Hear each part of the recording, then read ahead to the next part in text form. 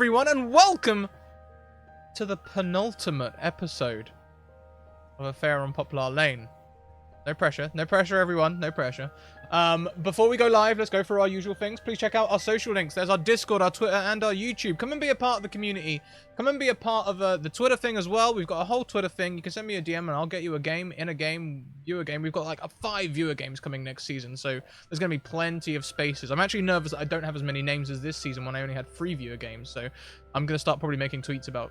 I'm going to blow up my own DMs. It's going to be stupid. But hey, we're going to do it. Also, check out YouTube, where if you are behind, you can go and catch up with all of the things that are going on right now. And also, we've been looking at the Discord, and I've noticed there's this thing called Boost. And I don't know how it works, but apparently if you have a Discord subscription, you can like boost my server or something. And you guys should totally consider doing that, because then we can get loads of cool shit. I made a post about it in the suggestion box. Go and look at it and see if it's... whatever. Hey, also, go and check out the tweet. Go and retweet the tweet, because that'll be great. The tweet is a place where you can tweet the tweet and everyone knows where you are and what you're doing. So go and do that. Also, go and check out our sponsors, the Deck of Many. You've heard of their Deck of Many things. Check out their Deck of Many animated things and the Deck of Many animated spell cards, which are currently on discount in their store. I'm actually supposed to be promoting their Humblewood campaign this week. Instead of their Deck of Many animated spell cards. So you should check out that as well. It's a great book. There's a thing in there called like the community thing. It's great. Tune in next show. I'll like have that much more wide down. Yeah. Okay. Cool. Mage Hand Press. There are other sponsors. Check out them too. They create third-party content for 5e, including Dark Matter, their space campaign, which you can see on Thursdays in Argo 37, the spookiest campaign that Alice runs in timey-wimey space. Okay, I fumbled over that a lot, but Jay, save me. Hi, how are you? I'm thriving, and I'd be happy to save you. You did a great job, by the way. No need to be saved. Thank But, you. Okay, we're here. It's the penultimate episode,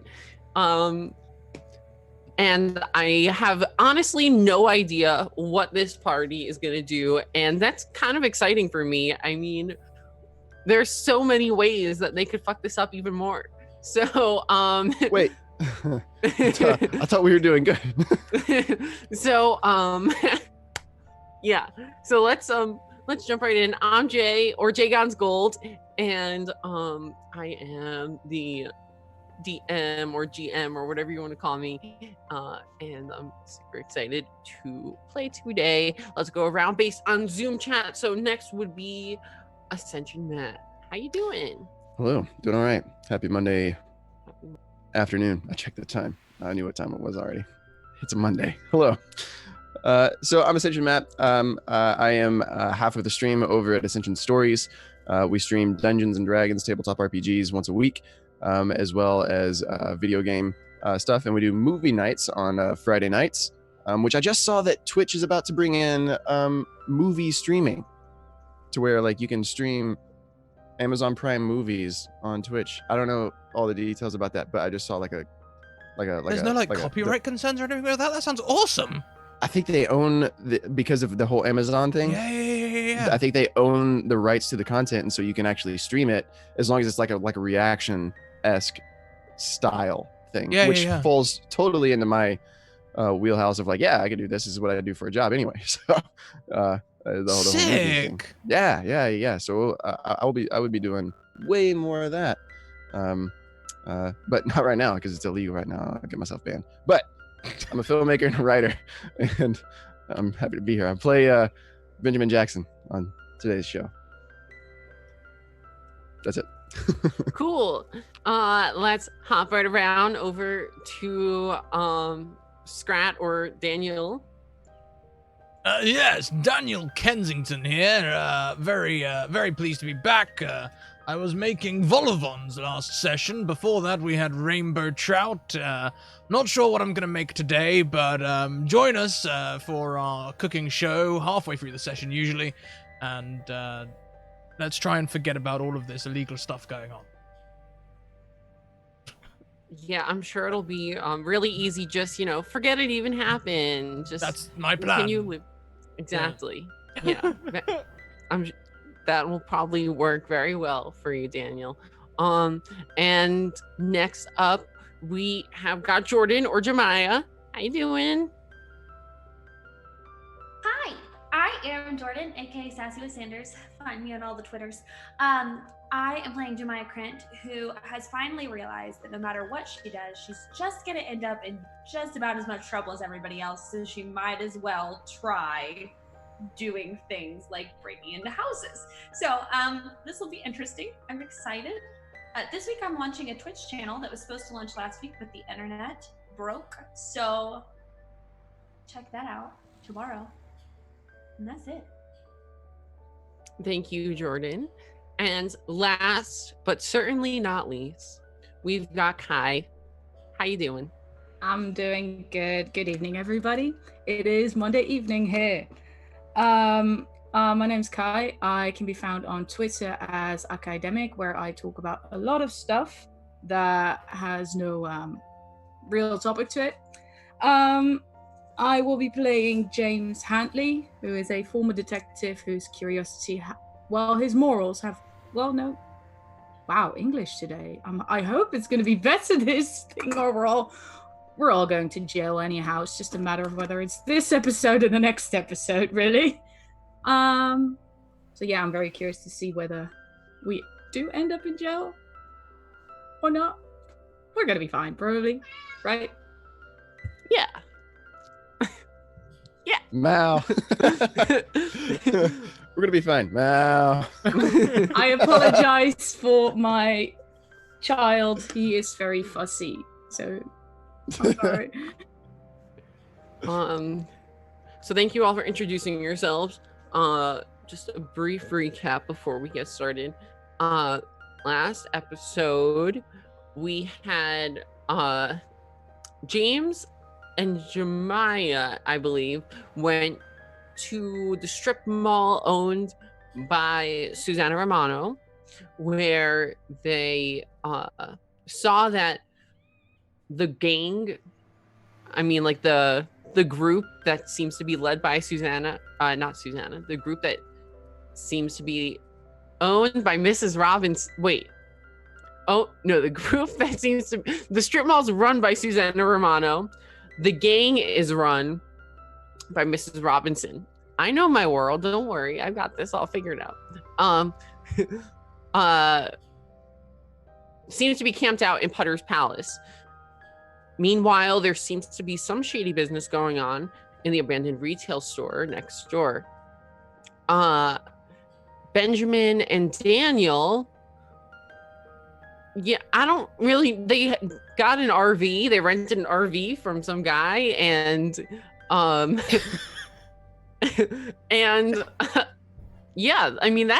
about it. Besides the part where they broke into Miss Robinson's house.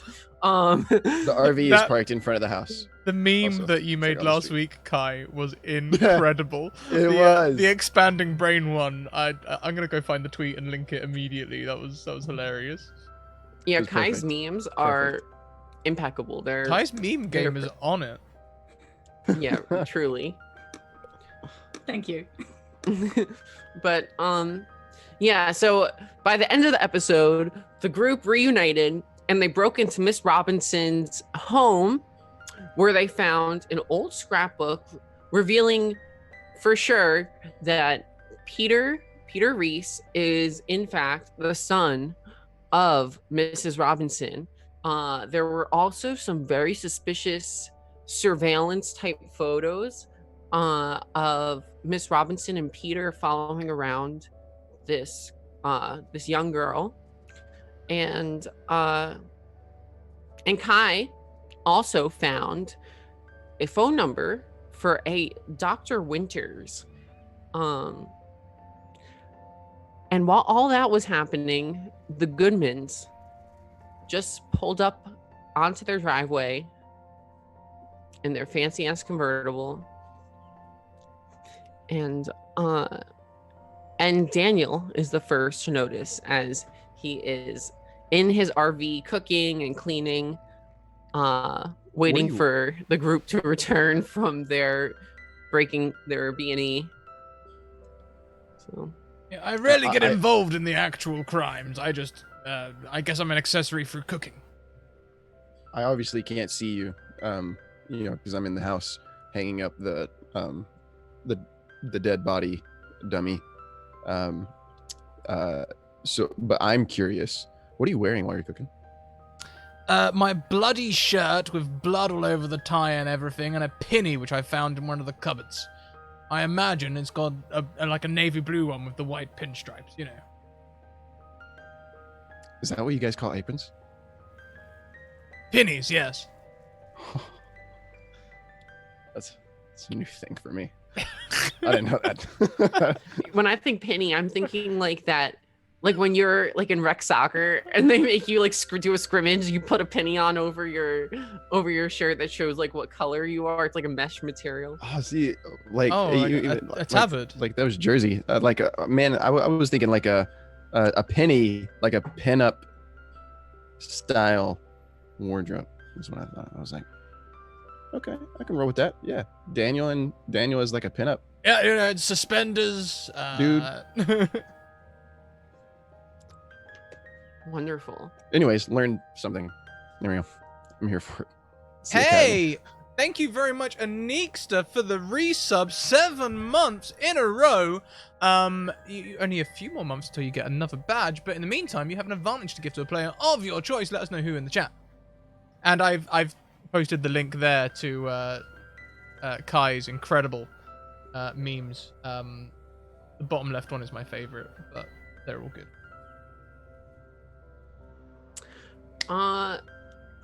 But where were we? Okay, yes. Daniel. Yes. So you notice this fancy convertible pull up onto the Goodman driveway. And both Lawrence and Henry seem to be getting out of their car and walking towards their house. Their own house. Mm-hmm. And correct me if I'm wrong, but we weren't going to their house. They were all going into the Romano house. Am I remembering things correctly? Your friends are in the Robinsons' house currently. Robinson's house, yes, right. But not in the Goodman's house. Okay. Brilliant. Well, I will peek through the curtain, as I've drawn all the curtains on this RV so no one can see who's inside, of course.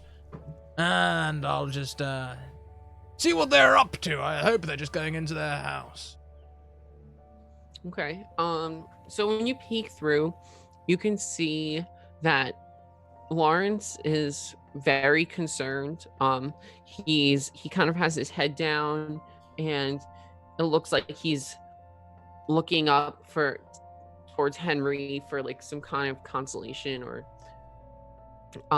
support, and Henry kind of is like patting his back, and it looks like Henry's hands have blood on them, but they don't seem to take note of the presence of your RV. They just are walking towards their house. Well, I can't watch them too long. I don't want to burn the vol-au-vents, so I'm going to go back and just turn them over. Priorities. That's still, yeah. They don't seem to be a problem. I'm sure everything's fine. Yeah. So, in the house, Benjamin, you are currently on like some banister that's overlooking the main entrance, so you could hang up this dummy. And you know, it was fairly easy to get up there, but getting down might be a little trickier. Okay. Because now there's like a little bit of vertigo happening, and you know, and it's a little disorienting. You have one hand on the railing and the other one you were using to tie up the dummy, so it's tricky to keep your balance. Right. If I feel like I've successfully completed the job to where I can like let go of the dummy and it'll stay there, and like the note is on it, and you know the it's intimidating and stuff, then I might do one of those like drop and roll kind of things, like roll after you like hit the ground, to avoid the damage. I learned that from playing Ocarina at the time. Okay, that's quite a stunt.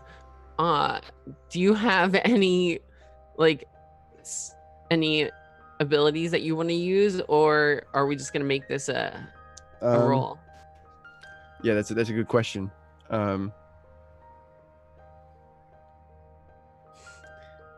I have a bullshit detector.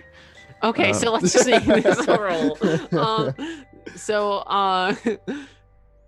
Why don't you go ahead and make an athletics test? Right on. Yeah. Yeah. 5. Okay. Yeah, you successfully drop down, and like this isn't like a normal 2-story house. Miss Robinson's house has very high ceilings, so dropping from 1 story is actually quite a fall. But still, Benjamin, you go to the gym and you have muscles and reflexes and all that good stuff that you need. What was that? So hell yeah. Oh yeah. By the way, did you guys see that? I don't. It's circulating. It's like this pre-game or the pre-warm-up video, like where these guys are talking about their protein. Anyways, continue. Yeah. So you managed to fall and like catch yourself in a roll, and in addition to that, like the floors are marble floors, and you not as marble as these biceps. Not as marble as those biceps. So yeah, no, that's awesome. Jemiah, you were looking through a scrapbook, am I correct? Yeah. I was. So while you're flipping through,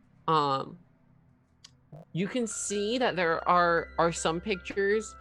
I don't remember whether or not I might have mentioned this last episode, I'm not sure. But while you're flipping through, you can see there are some pictures that show Miss Robinson standing with someone. Oh, actually, I'm pretty sure I did say this. But yeah, standing with someone that you don't recognize. That's wearing like a white lab coat and holding a clipboard and looks like a scientist of some sort.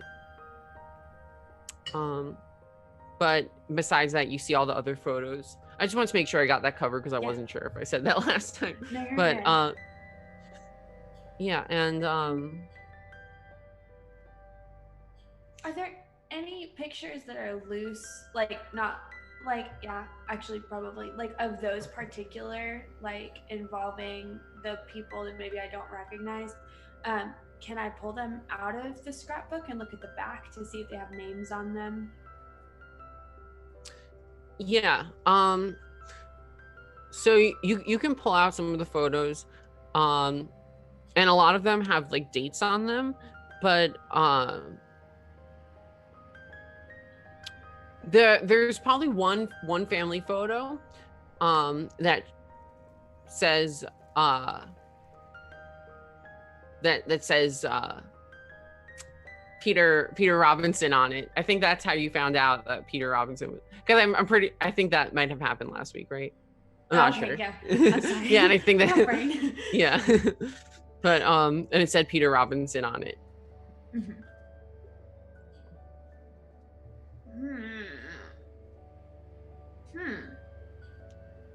I don't know. I think I know I've already shown James most of it, but if I find anything new that I haven't shown James, I'm definitely going to show James. And then I'll probably start putting them back how they found them. As long as there isn't any like paper slipped in the bindings or anything. Yeah, and you could do that easily. James, you found the note that says the name and the phone number.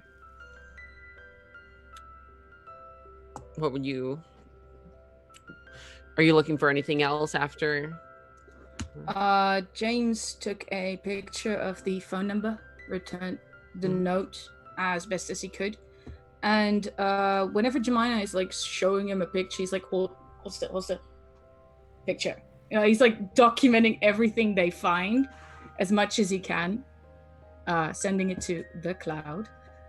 And I think he's gonna leave the kitchen to be, and he sort of looks at Jemima and he's like, I'm gonna go check upstairs for a little bit. Cool. I'll handle it down here. And she will. Can I see Benji from where I'm at? Yeah, actually, like while you're having this conversation with James, Benji falls off the banister and does his fancy roll on the marble floor. I like a I will gesture to Benji as I say, I'll take care of things down here. And she's just like, and he goes upstairs.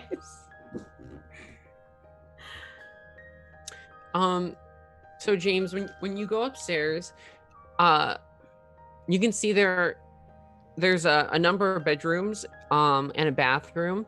There's one room that looks like the master suite.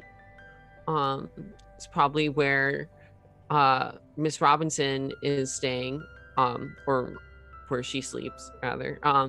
And there's another bedroom that seems like it could be a kid, like it could have been a kid's room, but now it seems to be repurposed to some degree. And it looks like there's like dirty laundry on the floor or whatever. So it probably would, probably a young male sleeps in that room. Besides that, there's another room that seems like a guest room, and it seems like very clean, and the bed is made, and there doesn't seem to be any personal items in there. And then there's a bathroom, if you wanted to look into any of those rooms. I think James is first gonna go into the room, well, the formerly kids room, I guess. Mm-hmm. And because he figures that maybe the guy, like, who we deemed Mrs. Robinson's boy toy, stays there.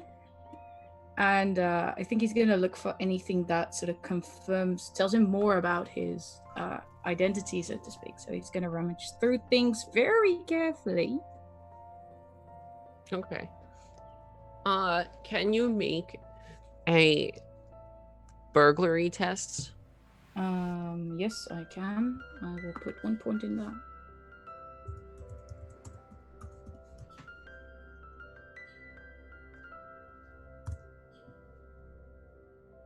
Yes. Okay. So so you see that it's at first it's kind of overwhelming because all you see is like this messy room with tons of like dirty laundry, and it kind of stinks, and you don't really want to touch anything because it's kind of foul.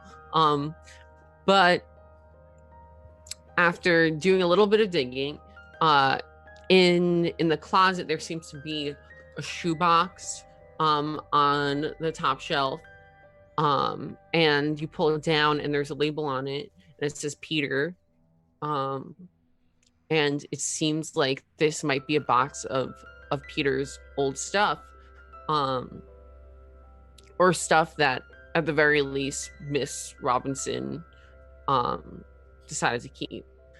And you can see there is again a family photo, but the man in this family photo is so the man in this family photo is not the man in the lab coat that you saw before.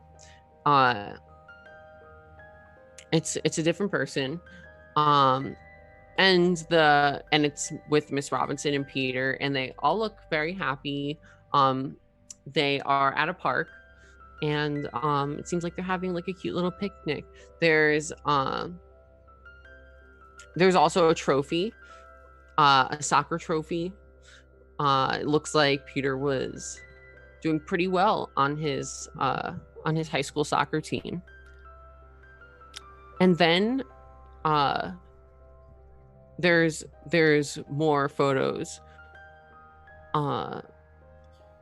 And it looks like these photos are from when Peter was an early teen, probably shortly before he left his mom, because you do know that he left his mom when he was 16. He filed for emancipation from when you were doing your research. But in these photos, he is with seemingly the young girl that was in the scrapbook. But these pictures are much clearer, and it looks like this girl is a young Linda Reese, rather. Yeah. And they're smiling happy together. They seem to be both in soccer uniforms, and it looks like they're at like a team practice or something. And that's and there's more photos of them together, but besides that, there's nothing too shocking in that box. There's just like little memorabilia. There's like a report card and pictures with other friends and whatnot, but nothing that speaks out to you. All right. I think he's gonna take pictures of most of the things he finds, like very carefully, and then put them exactly in the same order he finds them. And he returns the shoebox, and I think he's gonna hop to Mrs. Robinson's room next to sort of do a similar sort of sweep. And I would like to use the investigation ability evidence collection for that. Okay. Yeah. So so at first, it seems like this room is very well kept. And you're digging, you can open up the drawers and you find some makeup and perfumes and whatnot. It seems like a normal old lady's room, but there is the safe under the bed, and you can in fact crack into the safe using your evidence collection investigative ability. And you know, James is a tried and true detective. He's had to deal with these situations before. You know, this isn't his first time cracking open a safe. You know exactly what to do, and you can press your ear up against it and until you hear the click, and eventually it swings open. And in there, there's a love note. It's a note from Miss Robinson's. Well, I say it's a love note, but it's more like it's a solemn love note from Miss Robinson's Mr. Robinson. And it looks like there's some tear stains on the letter, and some of the ink is smudged, but it's still legible. And the note talks about well, it's a suicide note, and it's from Miss Robinson's husband as he laments her affair with a Dr. Winters, and it seems like that was the note is dated around the time that you know Linda Reese, must have been conceived. All right.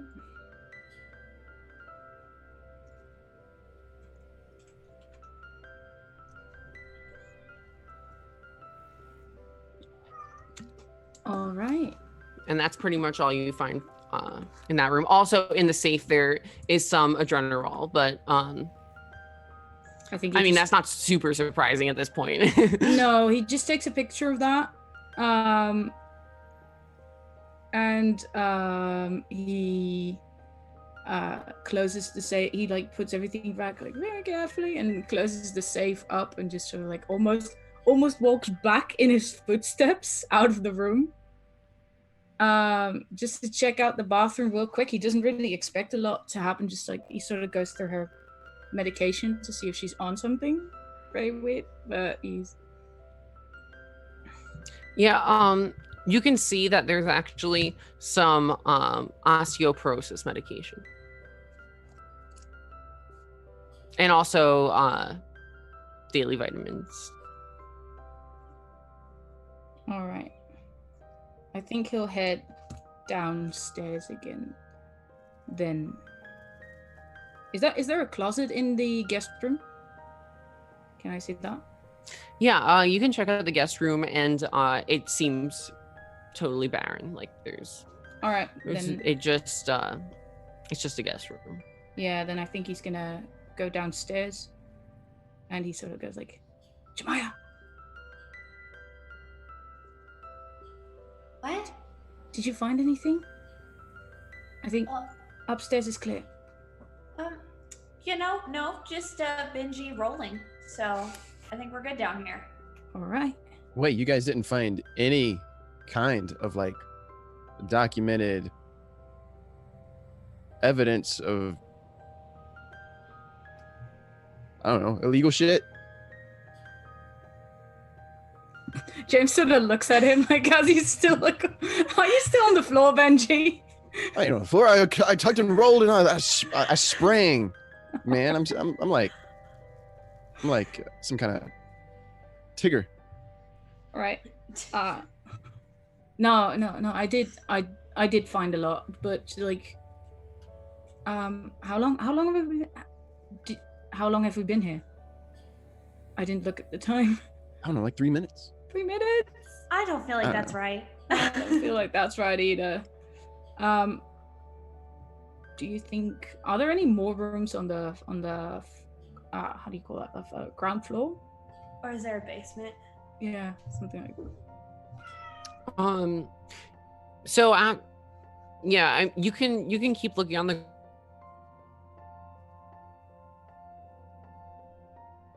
TV room / like social area, and in the basement there seems to be a home gym, but it really doesn't look like.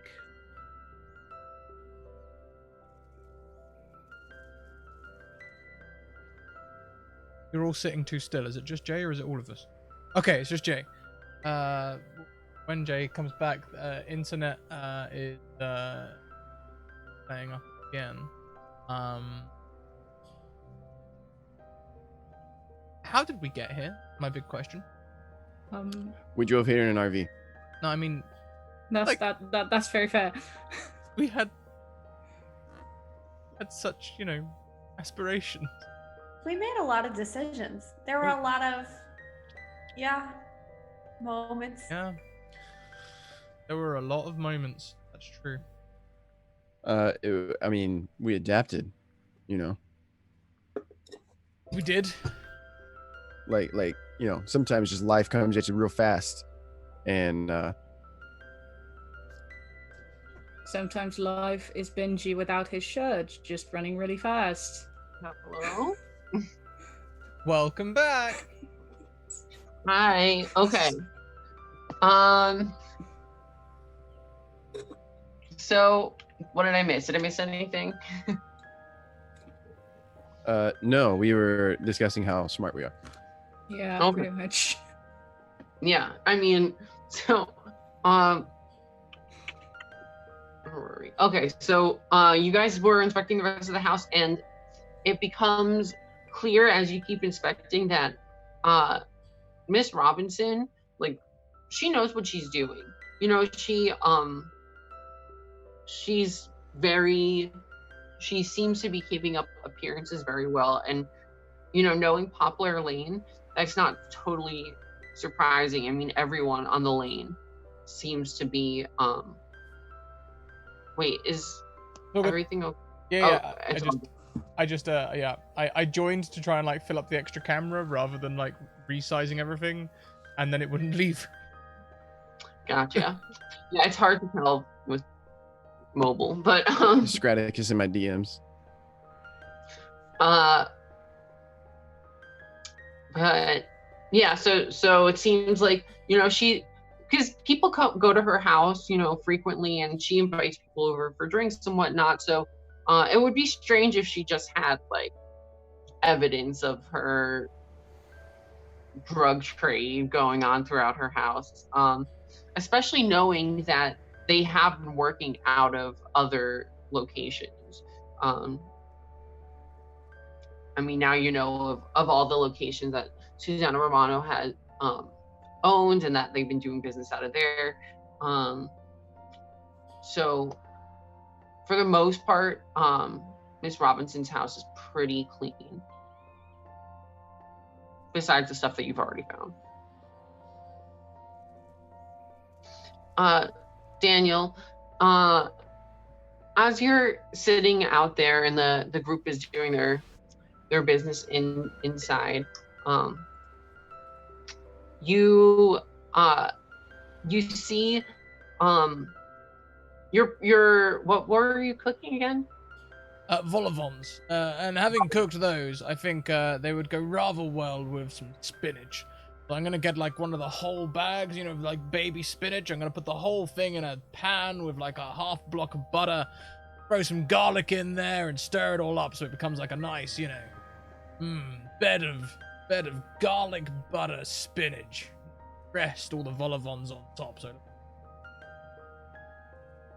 yeah, so you can open up the fridge to get your butter, to make your butter spinach, and you see a shadow move past the curtain that is covering the window over the sink. It's hard to tell how like far or close the shadow is or what it was, but there's definitely a shadow that moved past the curtain. You didn't hear any noise though.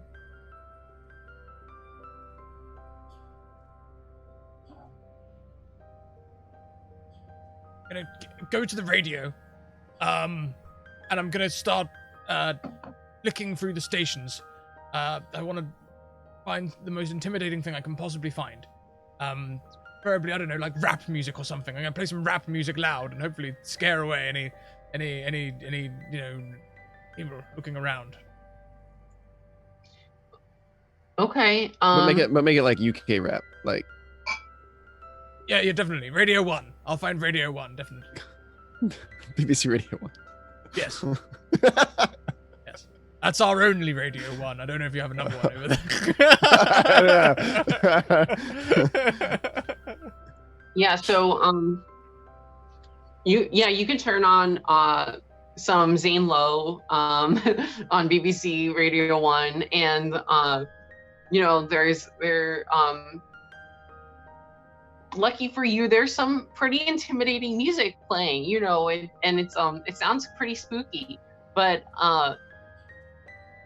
I mean, it is, you know, approaching fall, and I guess like you're really getting in that spooky spirit. We're like 5 hours behind at least as well, so like the night music, you know, the music they only play at night, extra spooky. Totally. No kid safe stuff here. But over the music, you can hear the sound of a banging. But it's not on the RV. It sounds like the banging is on the door to a house nearby. Oh. I'm just gonna peek through the curtain again. Yeah. So, and when you peek through, you can see none other than Sheila, and her hair is like crazy, standing up. It looks like she hasn't showered in maybe, I don't know, 2 days at least. And she's wearing a robe, and she is pounding on the Goodman's front door. Pick the radio back off. And yeah, and she seems to be crying out, "I know you're in there. I know you're in there." And she seems almost like exhausted, but she's oh wow. Yeah, no,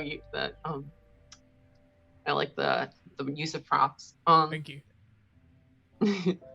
But she seems so tired, and but it looks like she's using like every last ounce of will to bang on this door. Are they opening it? It doesn't look like they are, but it also looks like my internet came back, so I'm going to switch back over to my computer. Sorry. That's okay. I'm just laughing at Matt's comment. Ready, dude. He's like, listen, I'm cooking. I'm in this RV. I'm peeking through these these shades. Yeah. Gotta get that window. Hi. Welcome back. So no one seems to be answering. And how long do you watch as she sits there, stands there banging on the door? I mean, I'm not gonna reveal myself, so I think the answer might be all of the time. Yeah, indefinitely. Okay, yeah, that's totally valid. My camera, for some reason, is slowed right down. So I'll go blank for a second. Don't worry. I haven't disappeared. I'm still here. I'm still behind my curtain.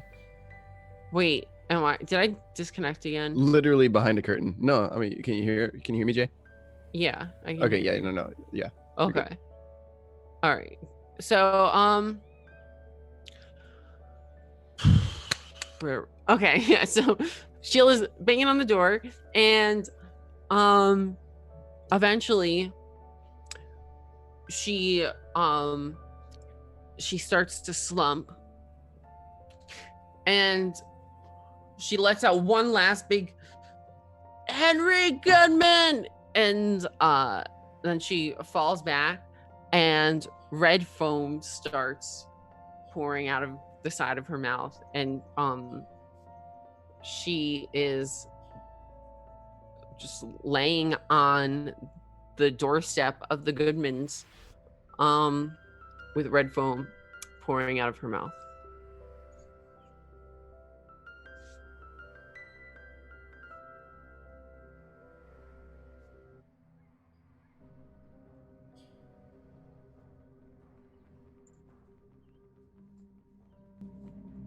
Do something, Daniel. So Do yeah, something. so that's happening, and meanwhile inside, it looks like James, Jeremiah, and Benjamin have reunited on the ground floor, and you've searched through the house top to bottom, and you feel like you found everything that you could have.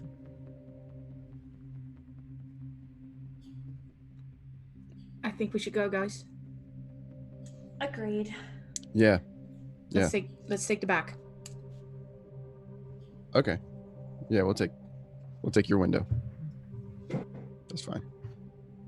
Your window is great, Benji. It's just people could see us leaving. In the front. Yes. Well, also Daniel would see us leaving. That way he knows we're coming. Well, he knows. I guess. You're doing great, Benji. Did you text him? Maybe I will. Good idea. That's good. We'll take the back and you text him. Okay. I text Daniel like, "Hey, how was lunch doing? Where I hope plates are ready because we are on our way." I secretly had hoped that you had forgotten IRL that we were going to speak in code, and then just like in the middle of all of these like coded messages, we're like, all right, we're leaving the house. Which technically is not directly implicating us. We are leaving the house, it's just not mine. We stole a bunch of shit, we're leaving now. It remains unread. Let's just go. Maya is ready and heads out the window. Yep. Out the back. Around the side. Back to the RV. Yeah, you could sneak around the back towards the RV, and as you're moving from the house to the RV, you would catch a glimpse of Sheila's body laying on the front steps of the Goodmans. You would also see the Goodmans' car parked outside the house. Fuck. I will go over to Sheila.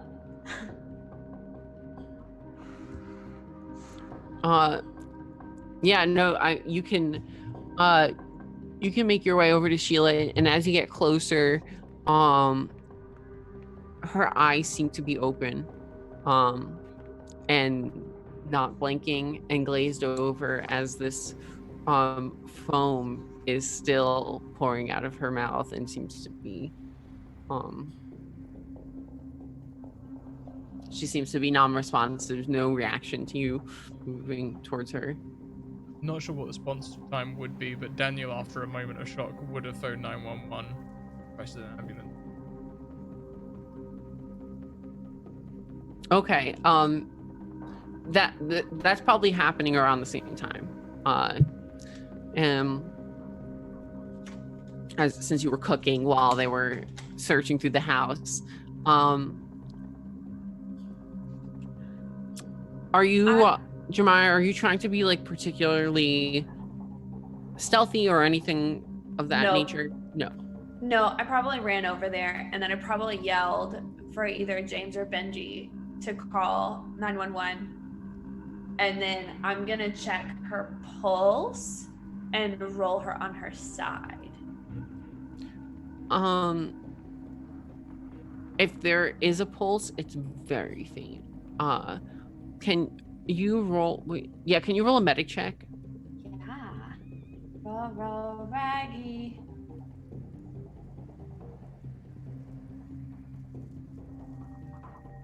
Okay. That's a 3.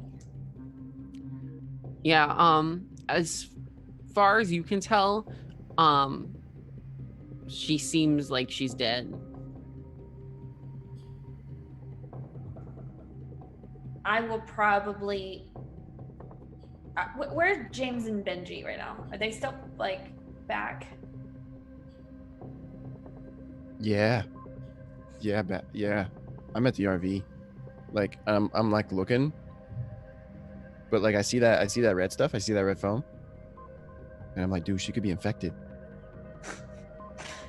I think James would have run over to Jemima when she called for both of us. Jamal will probably turn to James and like say like, she's dead, what do we do? Are you sure she's dead? Well, I think she's dead. I mean, you can check, but like, look at her. Yeah, I think James gonna do a run over as well. A little bit, maybe more thorough, like the way he's used to doing, I would say. Can you also make a medic check? I want to yell not to touch her. Like after. Jemima will turn around just to roll her eyes at Benji. What do I roll? Another medic check. All right. That's a 5. Yeah. So after taking a slightly closer look at her, you can see that there's still a sliver of life left in her, and it like by all, like, it looks like her pulse is like slowing down to a stop, and she needs medical attention immediately. All right. I tell that Jemiah, like, did you call 911 yet? No, I was hoping you or Benji did. No, I didn't. I came over here. This is all happening at the same time. Can I step out of the RV, like, on the phone still? Yeah.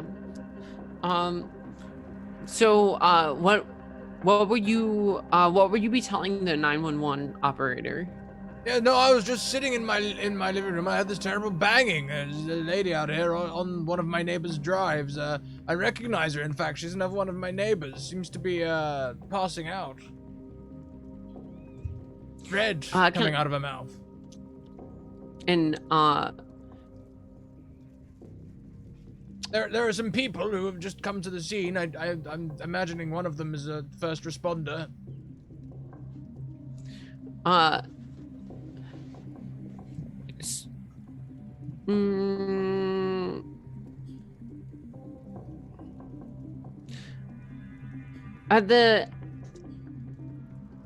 James, can you or Jemiah rather, can you make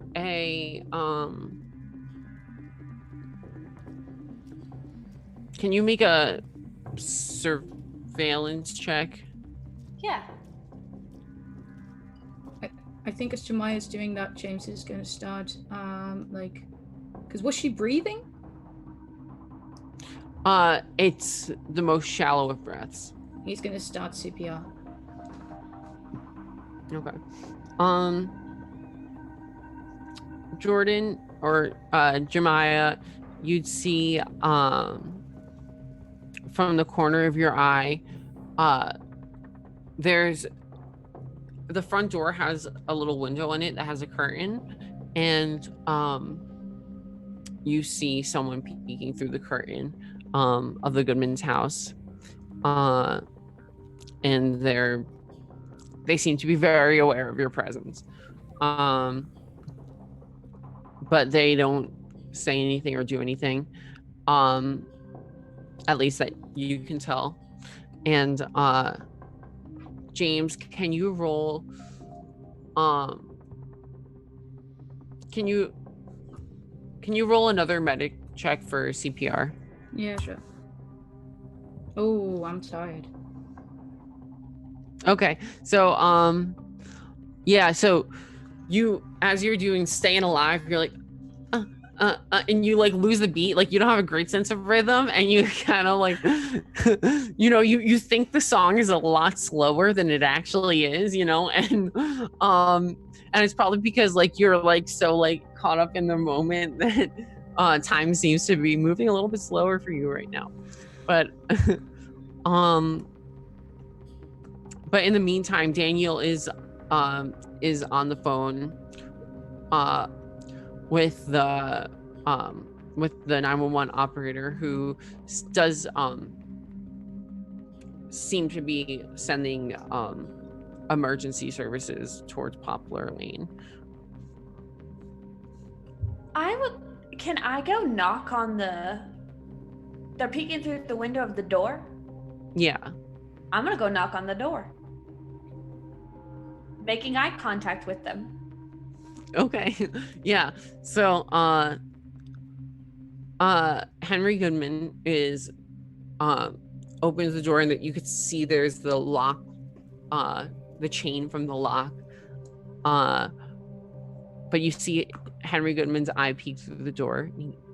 He says, "Take Sheila and get her off my porch right now. You guys are going to be in so much trouble if you stay out here." Why? Then let me inside. No, you can't be in here either. Others will be here soon.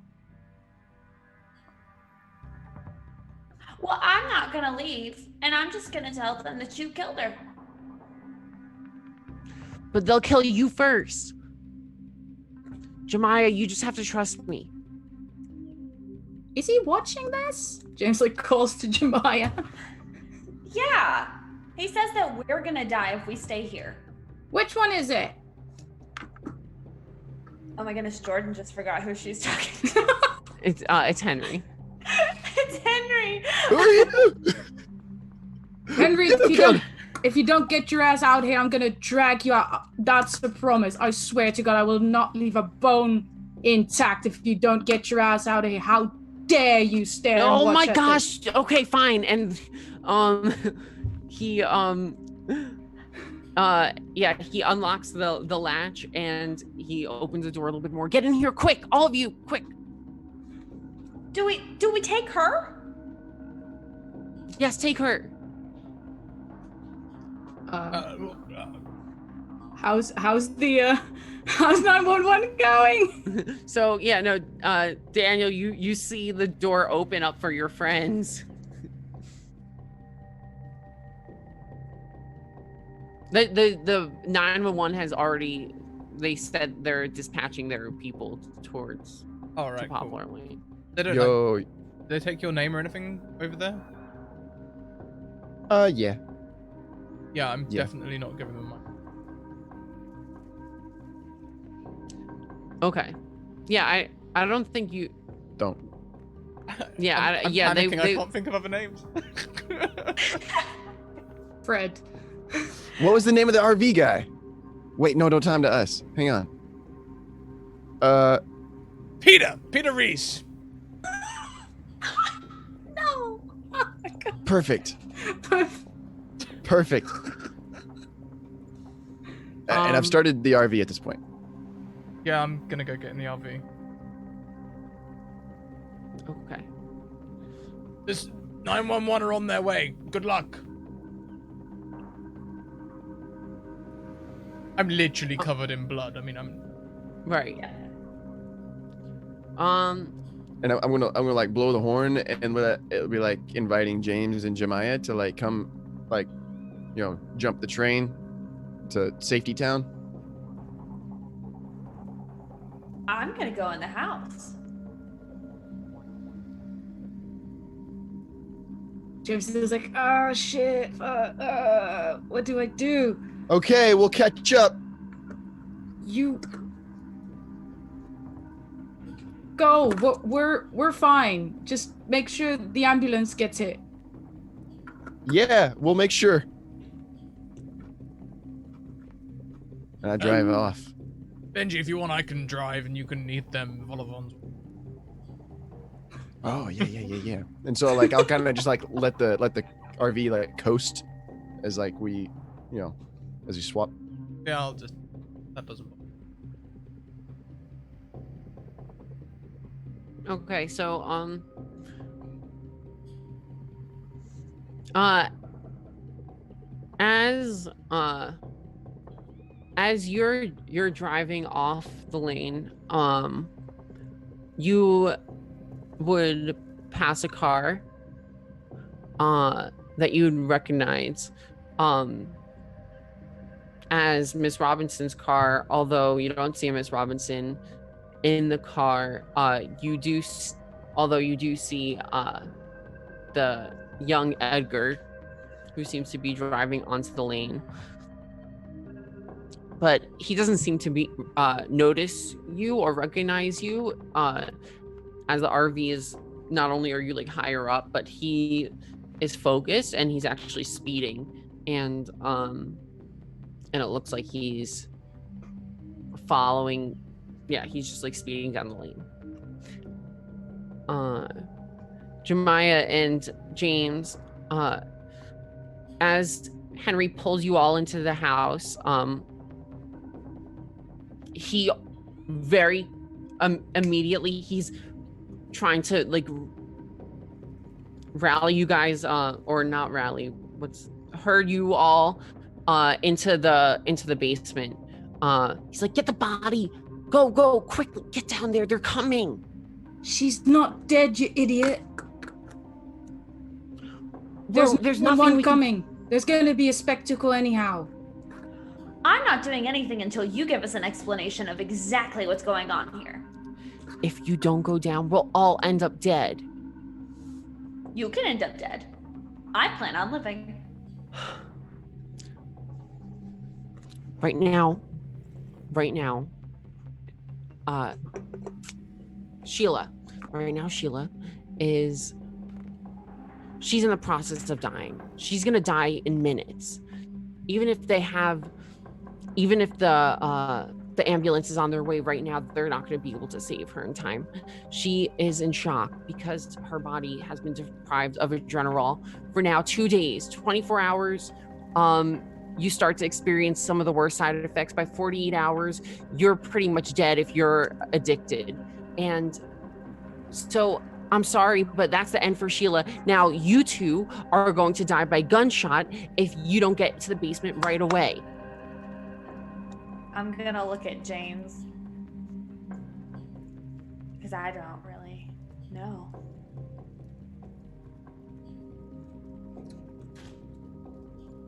I'm not going to tell the ambulance to stop coming. If you want to do it, be my guest. He looks at Henry when he says that.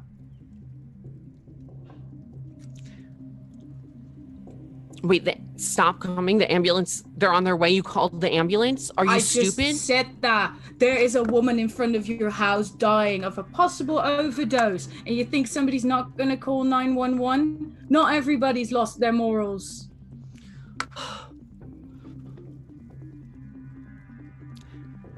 Edgar is coming. And he's out for blood. Do you think Edgar scares me?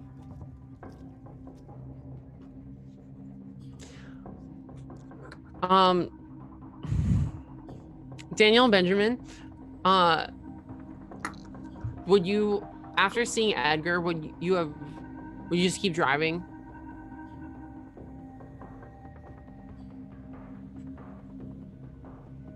Yeah. Oh yeah. Well, I hang would on, say to question. Benji, I'd be like, Benji, that was Edgar driving onto the drive in Mrs. Robinson's car. Oh crap! No, yeah. You were driving, weren't you? So we couldn't have hit him with the RV. I wouldn't have hit him with the RV, no. Right. Okay.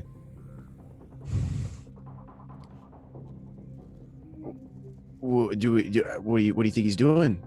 Do you think he's gonna go in? Like, is he here to go inside his house, or is he like? Wait, which driveway did he go into? Oh, you didn't see. You just saw. He just pulled onto the drive. Okay. Should we turn around and try to hit him? No. Okay. Benji, take the wheel. I'm gonna go and try and do something a bit stupid. Well, I'm assuming we're at a junction or something at the minute. Yeah, we can be. I'm gonna dive out of the RV and start heading back to Mrs. Robinson's house. Wait, you're out of the RV? I'm gonna dive off and be like, take the RV somewhere safe. Okay. And Yeah. how are the volleyball? They're great. Good. I've still got like one in my pocket right now. I'm gonna eat it here in like a few minutes.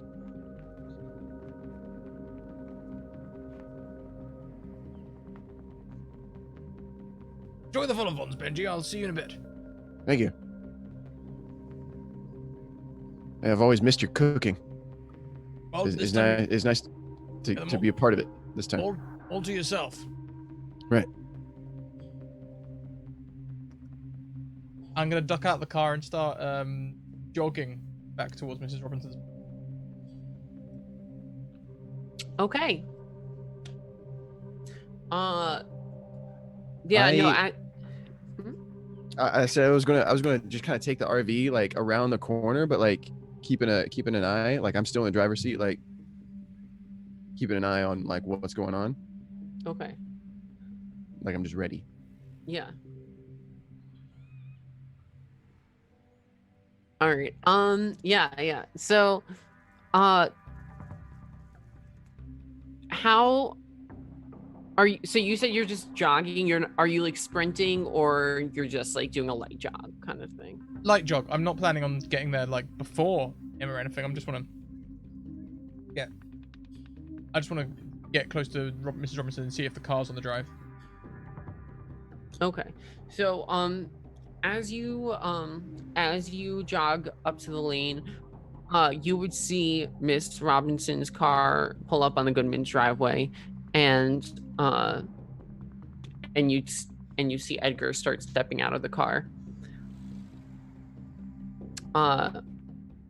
Meanwhile, Henry is trying to convince James and Jemiah to hide.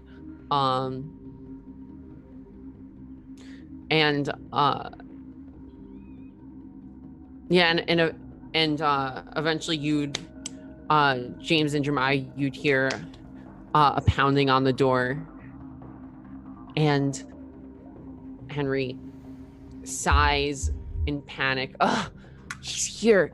Now you guys fucked us all. It's been a few minutes. How's Sheila doing? Like, Sheila looks the same. Sheila's like, I mean, she's still like, it seems like she's like on the brink of death. All right. I'll take her into the basement. I guess, like the entire body.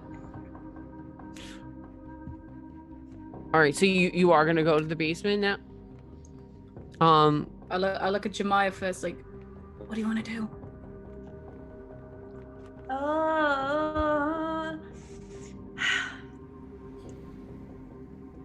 All of Jemiah really doesn't want to go down in the basement, but part of Jemiah is actually afraid that she might actually get shot if she doesn't. So I think she will begrudgingly follow you and help you down to the basement. All right, I think. Yeah. Henry, can you stall him? Why are we even letting him in? Yeah, like, why are you letting him in? Well, he's gonna come in whether or not I open the door for him. Let me tell you that. But if I don't open the door for him, he's gonna kill me too. All right, but can you stall him? I can try, but you have to promise you'll go into the basement. I'll get Sheila into the basement. I'm not sure if I'm gonna stay there. And the pounding intensifies. Oh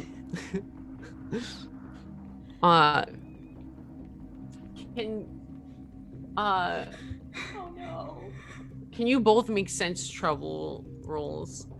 Oh no, do I even Can I have... also throw a solid cry in there too? Oh, you want to cry out loudly? No, I mean like Jordan wants to cry. Oh, okay. Oh. Do I have advantages? You do. You have three. You have three of them, and a critical success. But the only person who doesn't have any advantages is Daniel, who only has a disadvantage to be on him at any Wait, time. I have advantages? I'm using one of my advantages. Do I have? Oh wow, I have one. Wait, that's not what I meant to do, but it works. 5. Okay.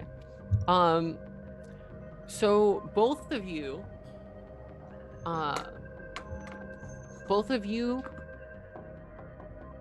you can look at each other and then look back at Henry,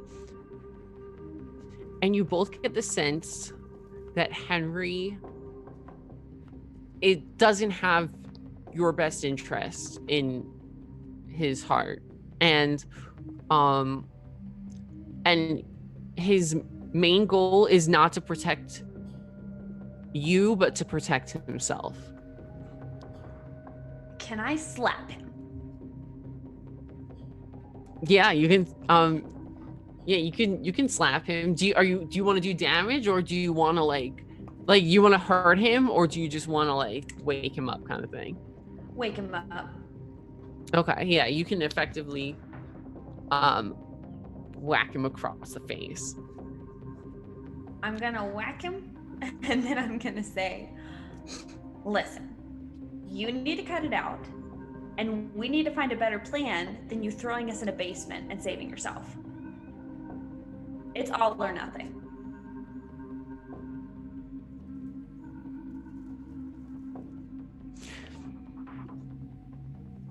At that point, you hear a crack at the door. And the glass in the window shatters. Henry, as that happens, Henry looks at you and he says, just go along and you won't die. And he runs up to the door, and he, despite the fact that there's an arm literally sticking through the cracked window, he swings open the door, and Edgar is standing there, and Henry points, they're here, they're in here. And Daniel, you're probably getting closer to the house at that point. So yeah, you can see I'm so bad with names, what the fuck? Edgar smashed through the window.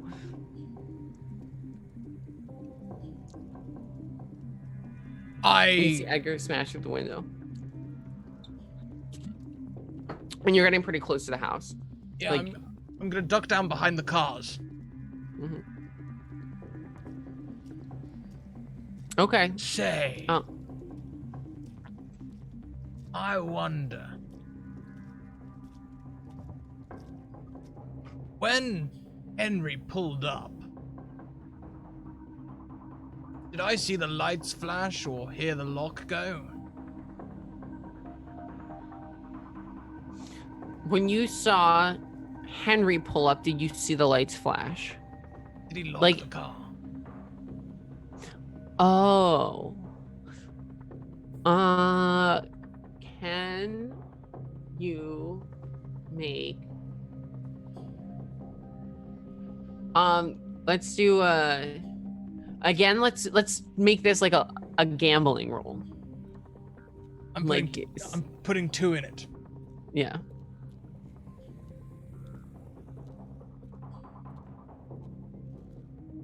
Fuck. Yeah, he definitely locked the car. Okay, so I'll sneak out from behind Henry's car then and head over. I'm gonna try and sneak over behind Mrs. Robinson's car. Okay. And you don't need to roll for that. I mean, right now, Edgar seems very, he just punched through a window, so he's not looking behind him. Try and. God, I hope it doesn't have a loud pop. I'm gonna wait for him to I imagine with the window broken, he hasn't stopped banging. I imagine he's trying to break his way through the door, right? Yeah, right now he's reaching around, trying to grab the door handle, but it looks like, yeah, and you can kind of through the window see Henry Goodman running up to the door. Okay, so I'm gonna wait. Okay, I've got my hands on the latch on the boot, trunk, and I'm gonna wait for either another bang or for the door to open, and as the door opens I want to time it so that as I open the boot goes at the same time, so that no reason for him to turn around. Can't hear it, sort of thing. Okay, wait, so you're waiting for either the door to open or a bang for you to I'm trying to time opening the trunk with another You're noise. opening. Okay, to make a noise, right? Yeah, so the noise I make is covered by another noise. Gotcha. Okay, understood. Can can you make a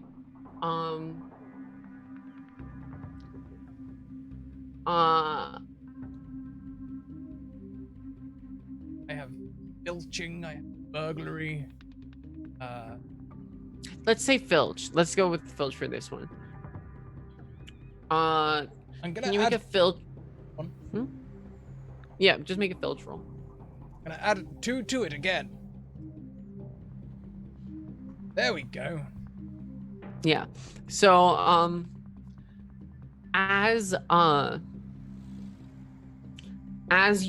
Henry swings the door open, the door hasn't been oiled for a while. There's a loud creak, and you take advantage of that moment to knock the trunk of Miss Robinson's car open. He didn't lock it. It actually opens. Mm-hmm. There's a tire iron in here. What was that? Tire iron. A tire iron. Is that like the thing you used to like lift up the car? The thing- No, that's a jack. The large, okay. the large It's a- wheel nut thing that you Oh. used to. Yeah, it's like a cross. Yeah. Can you make a preparedness roll? Shit, I don't have anything in preparedness. Yeah, there's a tire iron in the car. Take the tire iron. Start sneaking towards Edgar. Okay. So, Before I go, Dude, are you though, gonna throw it like a shuriken? before I go, I'm gonna text Benji, and it's just gonna say, "Bring the noise." I'm about to get ready with some noise. okay, I need a quick bio. So with this, BRB. Ah! I genuinely believe right now that you're all dead down there. Oh. Yeah. Yeah. Questionable decisions were made, primarily by Jemiah, but it's fine. I mean, we're all here making decisions. There was me trying to keep Benji out of it so Benji would be okay, and then just going against it and saying, "Hey, come on down." Man, I've got this rescue RV just like in the pocket of this neighborhood right now. So we're gonna end up like Scooby-Doo with like our mystery machine being the RV. I was ready to land this RV in the side of that house. I'm just like, how is this gonna end? Like, good God.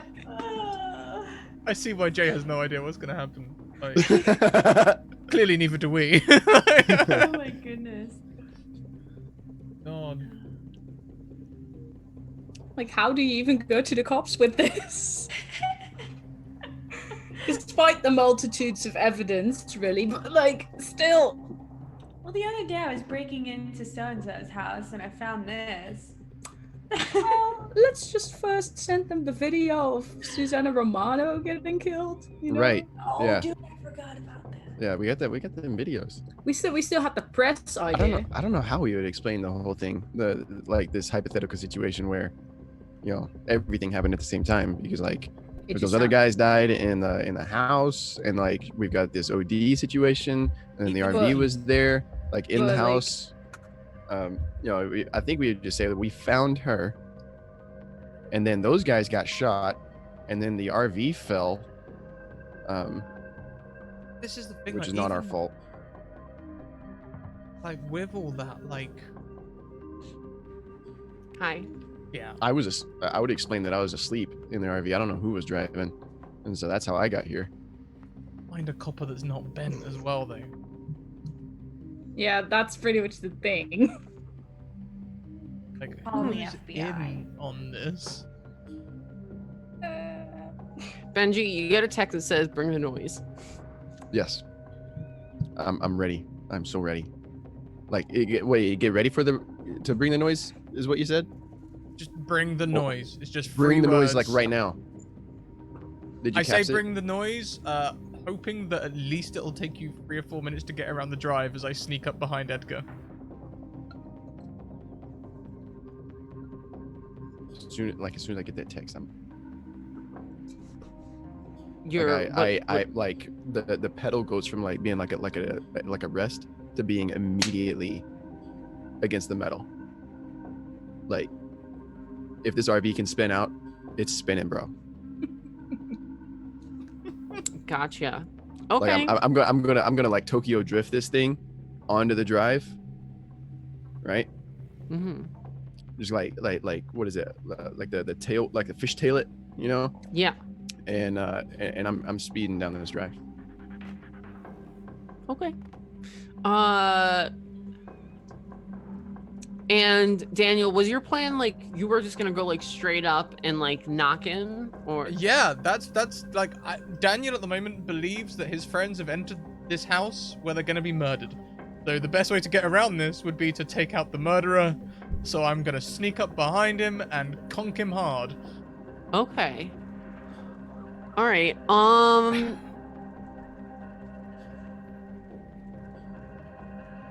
To see. Okay. Why don't Benjamin? Why don't you make a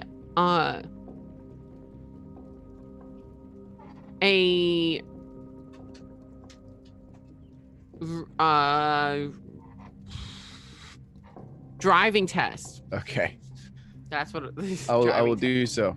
I'm going to use one of the advantages that I got, and this noise, other than the actual vehicle making as much noise as it is, I turned it on to like a top 40 station, and so we got some Taylor Swift going at maximum volume, and I'm driving with one hand on the wheel, and the other hand is just laying on the horn.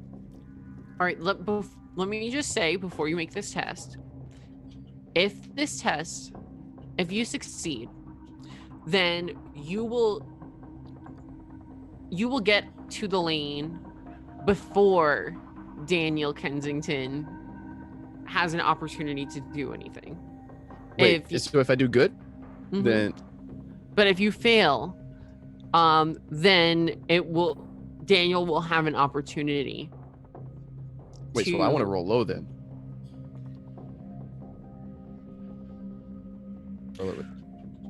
But you know what? I have a disadvantage, right? Yeah. I'm gonna use a disadvantage. I'm gonna give you a disadvantage. Yeah, dude. Hell yeah. We're gonna succeed by rolling low. I'm like Will Wheaton now. References. Okay. Yeah, all right. Whatever. Yeah. How do I do this? In Roll20. 2d20. It's a d6. Two. Oh, it's d6. My bad. Yeah. I'll roll 2d6. Both are threes. So yeah, you know you're not as cool as you think you are, and you know it takes you a while for like to pick up some speed, and by the time that you get to the lane, Daniel has an opportunity to make his move. Daniel, can you make first a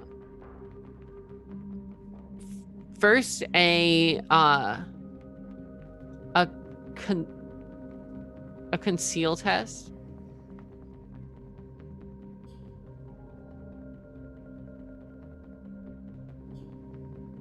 We can't hear you, Daniel. You're muted. I've already used all my points in conceal. Thank you very much, InWills, who donates free advantages to Benji. Okay, conceal. It's just gonna have to be a flat roll because I have no more points left. Shit. Okay, so the door swings open the door swings open in front of Edgar, and as you're walking up behind him, and but you see that Henry makes a face over his shoulder as he kind of spots you, and then and when when Henry makes that face, Edgar kind of whips around. And can you make an athletics test? Yeah, sure. I'm putting everything in it. I assume this is like for the fight, right? Yep. I've only got 2 points. I'm putting all of them in it. Roll to beat. Okay. So when this is for the swing. I'm sorry, I didn't clarify that. You're taking the swing? Yeah. Okay, so yeah, you can whack him and he falls to the ground. You can hit him right where are you aiming for? Where are you aiming? See, the thing is, Daniel doesn't really know much about fighting. He also doesn't know much about medicine. He's seen a lot of movies, though, and movies say that hitting people around the head is just fine. So he's probably going to clip him around the ear with it. Yeah. That's there's yeah, it doesn't feel good when you hit his skull. It feels like you kind of feel like the vibration through your wrist as it makes impact, and there's something of a crack, and he falls to the ground and starts shaking and like convulsing, and he revealing Henry, who stood in shock. And James and Jemiah, you now see Henry with his finger pointed at you as Edgar now collapses to the floor, and you see Daniel standing behind him. And then as that happens, Benjamin whips around the block, tires screeching, in his RV as he's blasting. What was the music you're blasting again? It's Bad Blood by Taylor Swift. Bad Blood by Taylor Swift. And now we got Bad Blood is blaring through the windows of this RV. And Daniel is even bloodier than he was before somehow. And the ambulance is still on the way, right? Or did they abort mission? Right now, you don't even hear a siren. Okay, good. But actually, can Jeremiah, can you make a surveillance roll? Yeah. So now that you mention the ambulance. The dice have betrayed us. They have. Okay. Yeah, you don't hear anything. Okay. So, What do we do now? Get inside. Inside what? Well, the RV? Like, I'm driving through yards right now. Oh my gosh. Oh my god. Like, I'm like hopping these hedges. Why? I'm making noise, y'all. I don't hear that. Bringing the noise. What is Henry's response right now? Henry has stood in shock. But now you can now hear there's some motion upstairs, and you hear Lawrence scream down, Henry! And you hear like a door slam shut. It seems like Lawrence is coming out. Jemiah's gonna run outside and try to get Daniel to help her pull Edgar inside. Hang on a minute. Why are you pulling all of them inside? I'm gonna... What else are we supposed to do? If you leave them on the sidewalk, the fucking ambulance will come, they'll take them. I'm going to extend the bloody tire iron towards Henry. Hey, whose side are you on exactly? What do you have in all of this?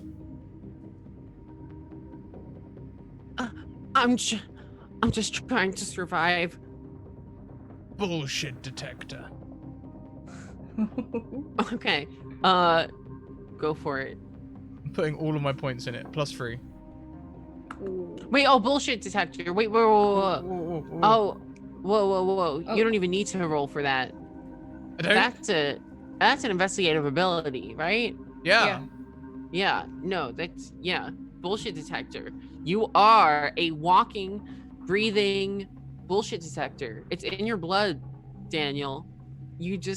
It's just part of who you are. I mean, I'm sure you had to deal with a lot of bullshit in flight school. You know, those pilots can be really fucking catty. And but you see right through it. You see right through it. You know, and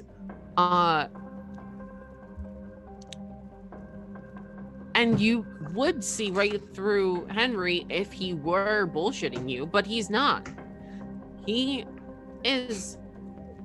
not. He's just trying to survive. And in fact, in more than trying to survive, you feel like he looks like he's in fear for his life. It looks like he,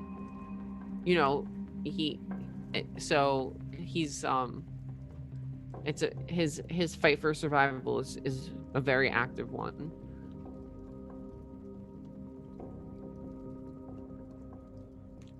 You tell Mrs. Robinson that there's a new sheriff in town, alright?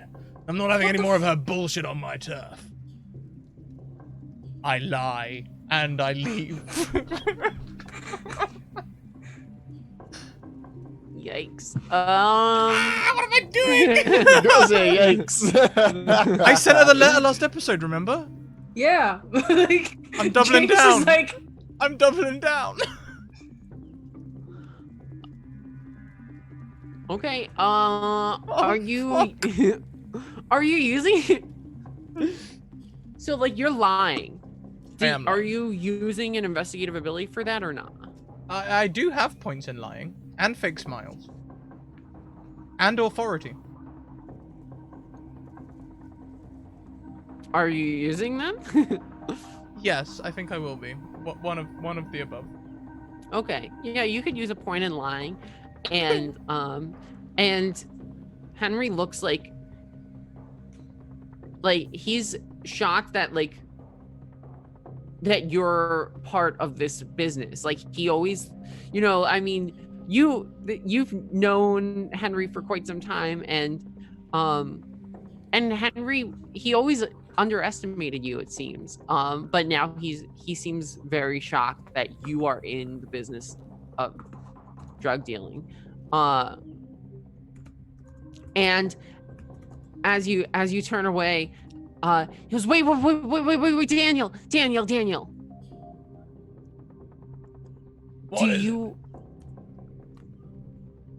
Do you carry adrenaline?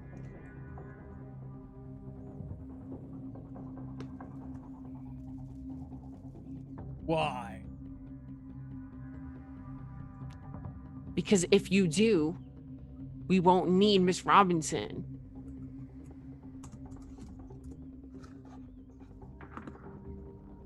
I don't know that I can trust you, Henry. Sounds a lot to me like you're coughing up your guts. Most sort of people don't last long in this industry.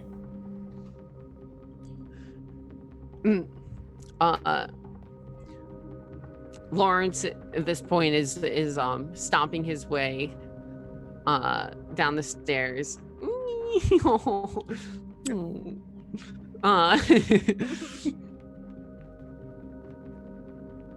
And my internet keeps crashing, sorry.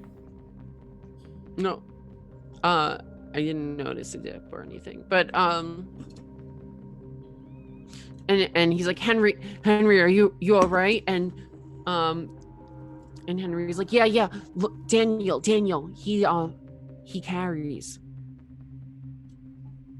I didn't say that. I said I don't trust you. You either, Lawrence, Mr. Don't investigate this one. Bullshit.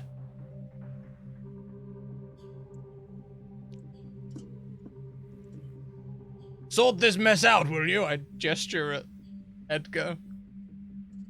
And I'm gonna try and do a dramatic leave.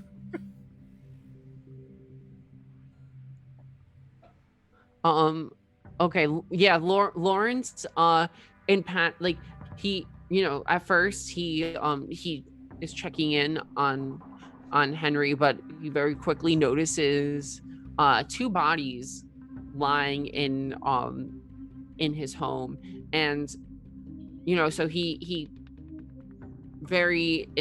quick to ignore you, and just pulls Henry in towards the house and close the door, which doesn't do much because there's no window in it. So, but you can make your dramatic exit as Benjamin is doing donuts in. Still blaring on that horn. It's probably gone to like radio commercial now, so it's like 95.7 live. And it's just like, I'm gonna use my elbow on the way out to close the trunk of Mrs. Robinson's car, but I'm gonna keep the tire iron. Get in the RV. And James and Jeremiah, you can see, you see Daniel now walking away towards the RV, and Lawrence run down the stairs, to Henry. How's Edgar doing? Has he stopped convulsing, or is he like? No, Edgar's still on. It looks like there's some severe neural damage. Oh man. Oh boy. Oh boy.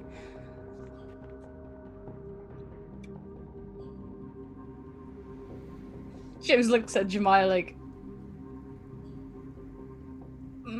they're both not dead.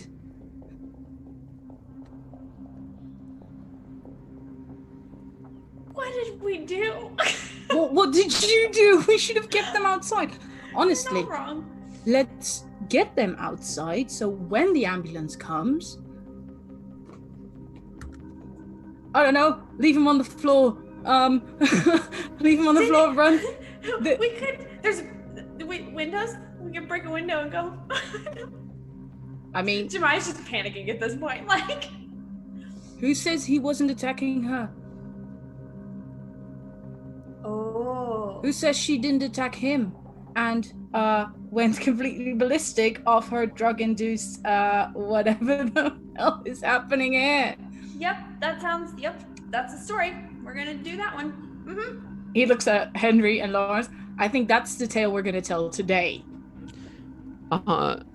And Henry and Lawrence look towards you. It doesn't look like they were listening to what you were saying, but they look at you with this. It looks like they almost have this excited curiosity, and they're like, so you two must be his goons. Excuse me? You work for Daniel, don't you? James is there's there's some cogs turning. What is happening here right now? And he just goes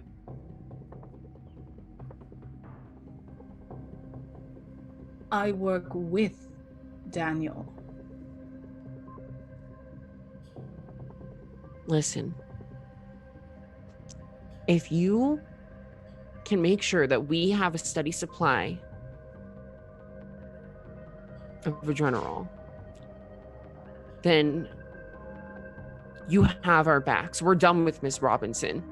She's a monster.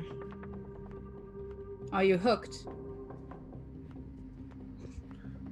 Aren't we all? I'm not. Well, you're one of the few. How few?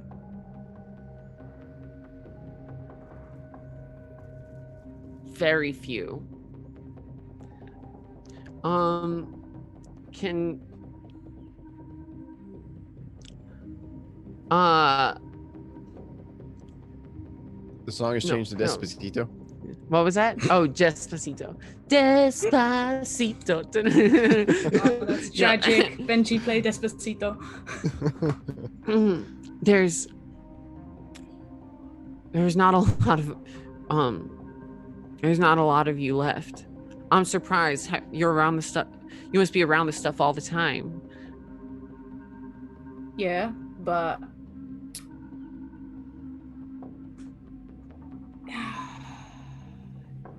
don't use your own merchandise, idiot. Listen, Hmm?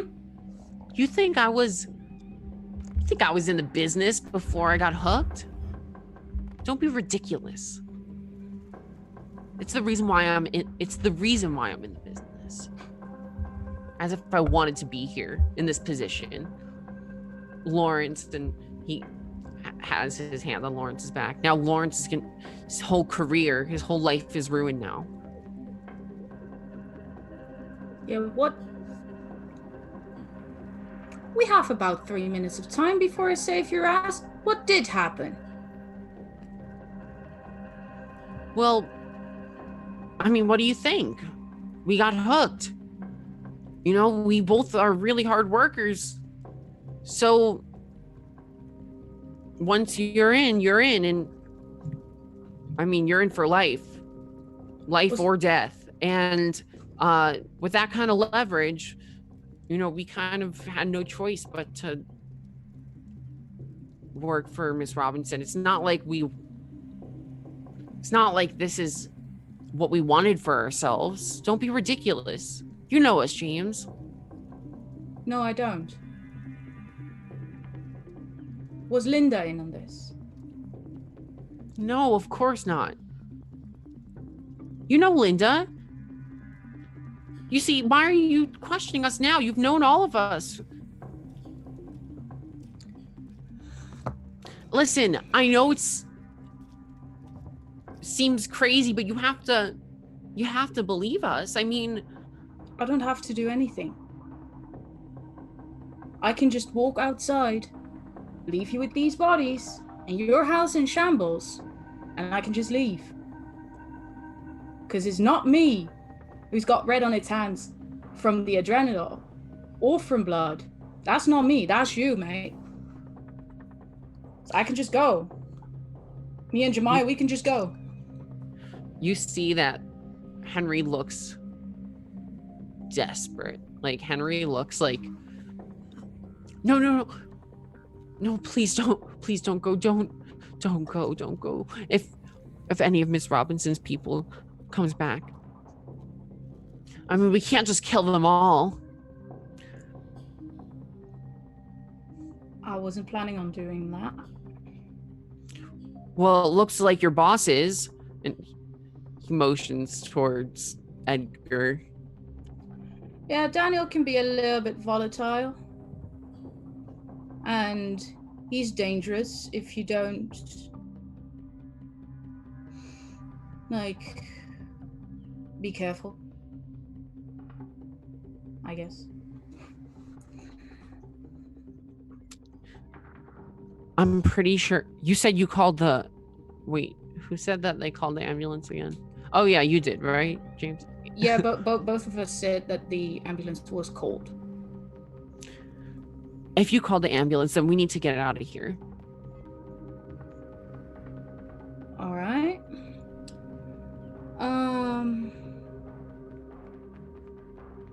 He looks at Jemiah like, how do you think we should at least get them outside, I guess?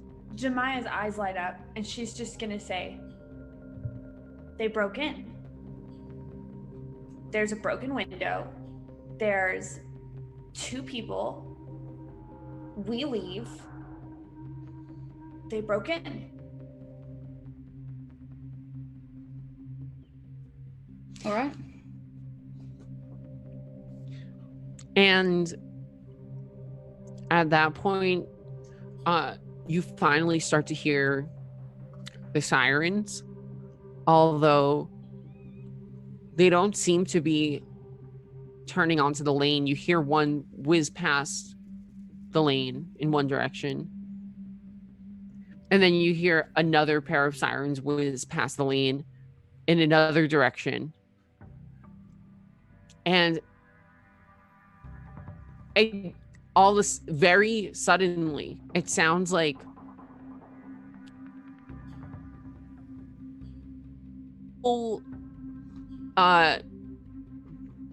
what department is that? Health department. The whole ambulance, all the ambulances in town sound like they're out and about. The town like just like explodes in the sound of sirens, of ambulance sirens. But none, I mean, maybe one might be coming towards the lane, but it's hard to tell. I mean, really, it just sounds like there's like... Henry, I need you to tell me this. When did your supply stop? Shit, I don't know, like 2 days ago. I mean, like when the building went down, when the center went down. You said, how long does it take for them? How long does a cold turkey take to turn into this? And he points at Sheila. 2 days. We're losing our minds. I mean, we're not dying, of course. I mean, it's not like we didn't save some for ourselves, but we know the consequences. No one's happy about this. I need to know who you were supplying to. If you do that, I'll get you in with Daniel. I mean, we I had a need list. To know. I need to get that list.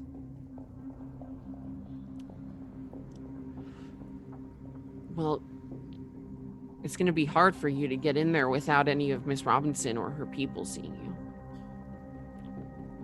But it wouldn't be hard for you to.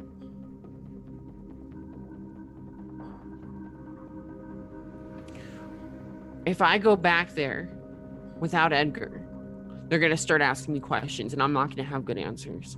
You're going to say that Edgar is busy burying a dead Sheila.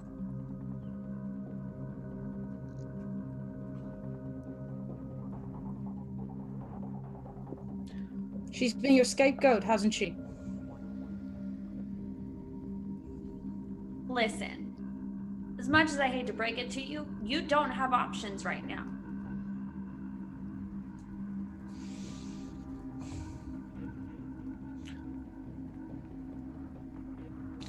Okay. All right.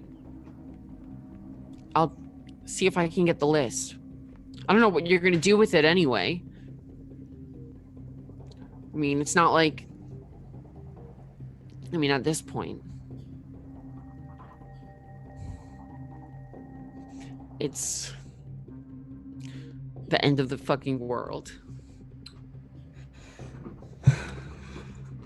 James looks like he's ready to absolutely punch Henry. But he doesn't. He's like, you just do your job. We'll make sure this doesn't get on your record.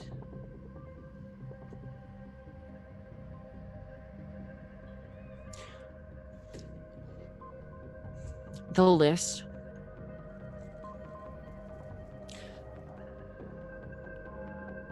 We have a base of ops. I can make sure that Miss Robinson and her people are sufficiently distracted.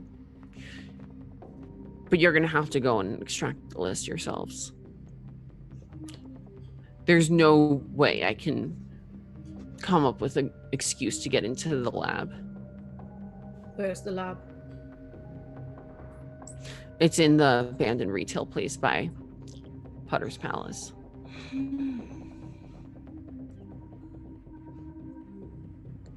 One thing goes wrong, and you're going down. And Jemiah will walk out. Is there a back door? She'll start to walk towards the front door and then realize that's not the best idea, and then see if there's a back door. Yeah, it's like a sliding glass door. Jemiah out. You two go. I'm gonna make this look like a burglary. If anyone even comes, it sounds like, from the sound of it, they sound pretty spread thin. As you still hear like that cascade of like sirens and Doppler effect all around you.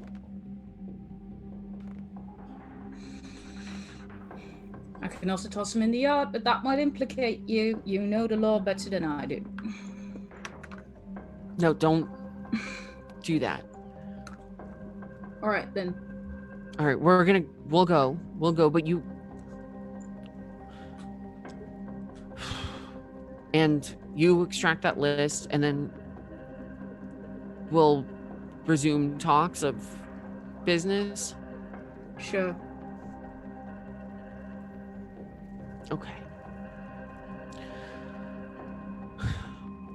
And Henry will take Lawrence's hand, and Lawrence seems he hasn't been speaking much. I mean, he never was one to speak much, but he's kind of just like staring at Edgar's convulsing body. I mean, his convulsions have slowed down significantly. It's more like just like occasional spasms at this point. And they walk towards their cute yellow convertible. As Despacito blares. It's probably transitioned now to like, I don't know. I don't care. Justin Bieber. Okay, good. So, yeah, you as you're doing donuts on the lane, you'd see Lawrence and Henry now make their way out and get into their car. And you can see through the broken glass of the window, James and stood in the house, and Jeremiah seems to be gone.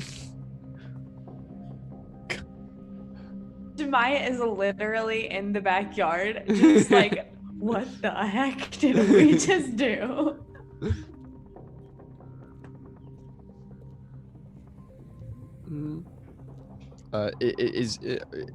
James, are you because Daniel's in the RV right now. James, are you coming to the RV? What are you doing? James gets out his phone and he texts like, just give me a minute. We ain't got a minute, dog. Like, we need to piece the crap out of here. We're fine. He posts back like, we're fine. We ain't fine. We got like all the EMTs in where do we live? Pennsylvania? Pennsylvania. All the EMTs in Pennsylvania will be here in a minute. It's cool. This Trust ain't me. this ain't my RV. All right. James is he puts his hands like in his sleeves, and he starts to rearrange sort of the body like to a believable sort of semi crime scene. Whatever happened there. Let me roll. Yeah. Can you what kind of roll would this be? Maybe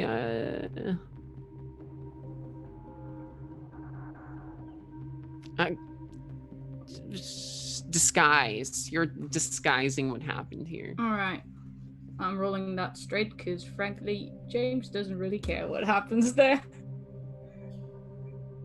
Yeah. That's And yeah, you make a pretty convincing crime scene. Like what's the story that your crime scene tells? Sort of like they attacked each other in that sense, and one went through the window. Okay. Yeah, and it looks like there that's exactly what happened. They both broke in and fought each other in the house.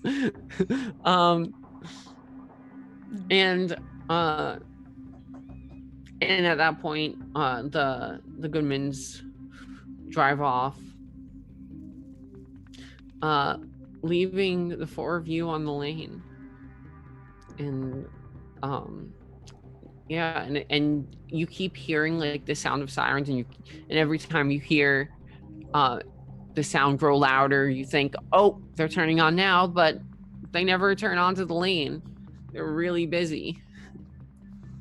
James bails towards the RV and like gets in. Fine now. Shemaya here? Like looks around the RV. Daniel's just sitting in She the was back with of the you, RV. dude. What? She was with you inside She went outside. the murder house. Yeah, no, she left before me. I peek out to see if I can see Jemaya on the lane. Like, She ain't here, bro.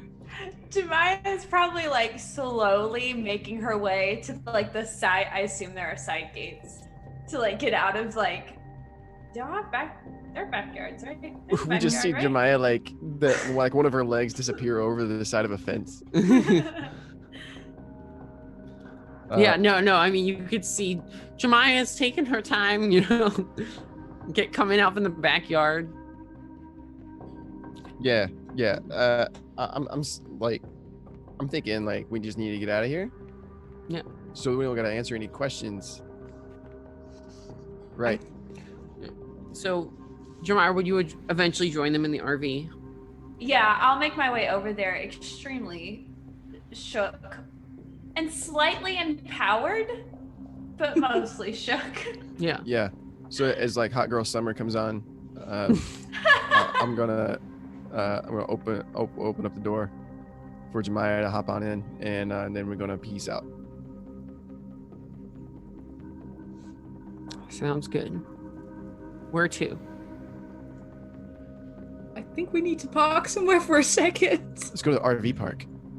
Do you want to drive? Where's that? Is that it's far? It's a little further. It's like a 20-minute drive. Far enough. We could stop by like a Wendy's or something. Well, the thing is, yeah. He looks at Jemaya like, how are we gonna explain this? Let's go back to the woods. Well, Daniel, they are very convinced that you are the new Al Capone. They are very, very convinced of that. They are also convinced that we are in it. What? Wait, they think Daniel's Al Capone? Yeah. Did Daniel hear anyone talking about the adrenal affecting Sheila, or was that why he was out of the room?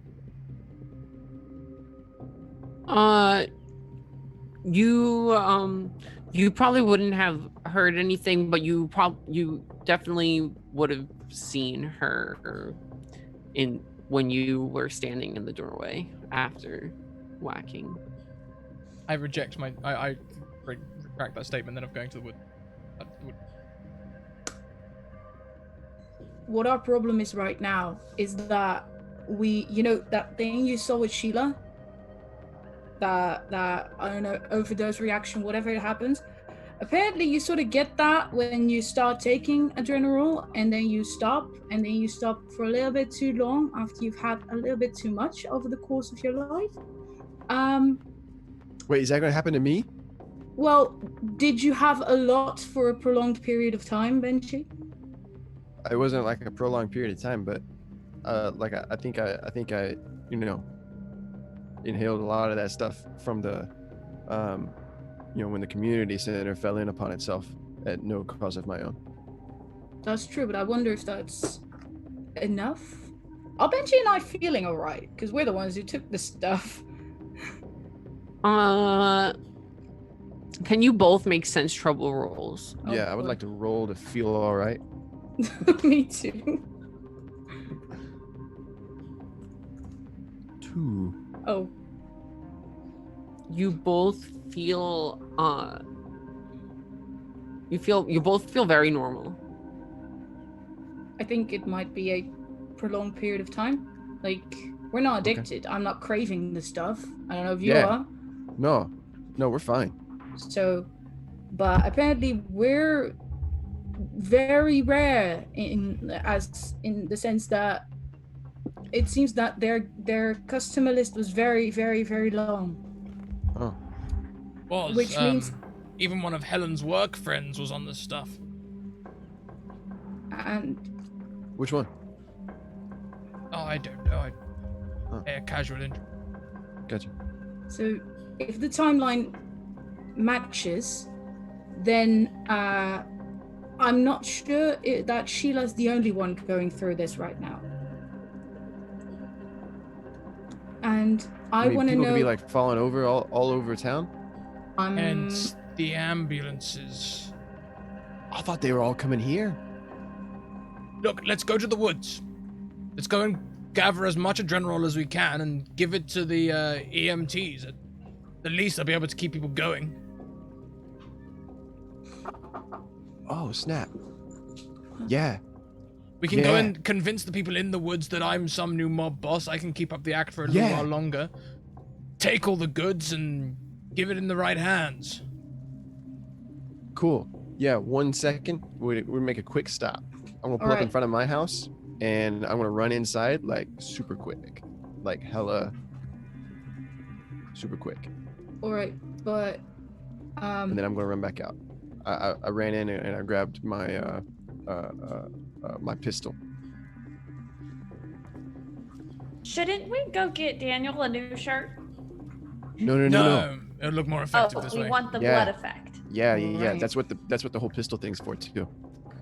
Maya will nod and then sit down.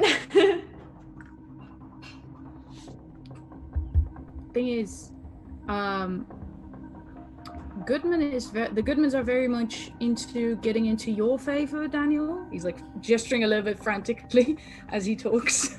It never lasts 2 minutes. No, but the thing is, like I said, there's probably a very long customer list, and I might have demanded that they get that for us. That's good too. But the thing is, they said they were going to go over to where the lab is, make sure that Mrs. Robinson and her crew are focusing on them so that we could extract it. There's a lab. There's a lab. We know where it is. We almost broke into it today, didn't we? He looks at Jemiah like, we were so close. Yep. It's been a long day. Yeah, it is. Oh. Well, let's double down on. Let's phone the police anonymously and send them there. But, but can we trust the police? No.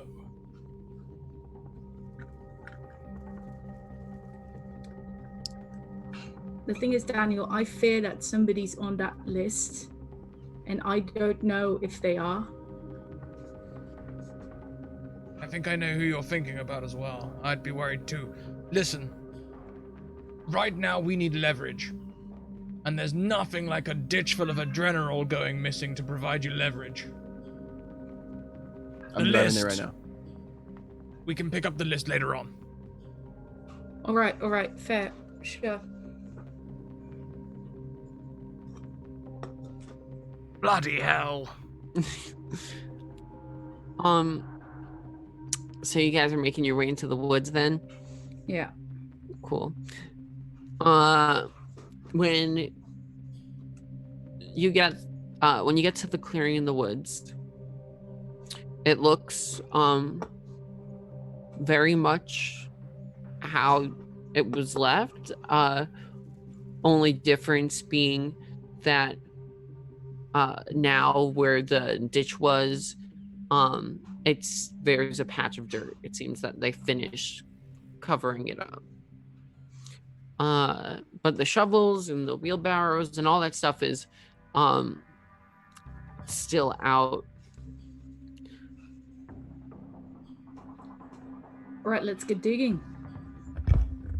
Yeah. There was what, maybe 10 of them maximum. They did it in one night. We can do We this. just need to dig fast. I'm gonna start digging. And James as well, I guess. Okay. Maya will assist. Yeah, same, Daniel. Okay. So, What is that from? The- That's from. What is that from? Diggy Diggy Hole. That's Yog's cast, right? That's Yog's cast. Yeah, yeah. No, not Simon. Simon, yeah. Yeah, that was Simon. Yeah. Yeah. But yeah, so you can dig. Can you all make, are you all digging? Yes. Okay. Yes. Can you all make athletics rolls, and then that will determine like how much you're able to recover. 6. Fuck! Look at us go.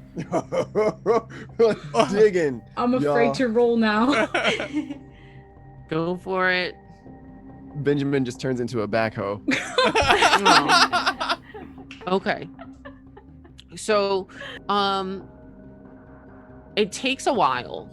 I mean, are you? Do you have a time limit? Are you setting like a time limit for yourselves?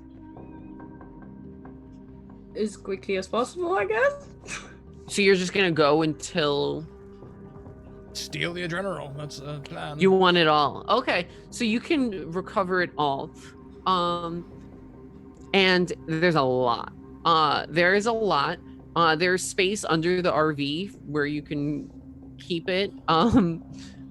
And you know, it's like not very well contained. I mean, but you know, there's lots of dust flying everywhere.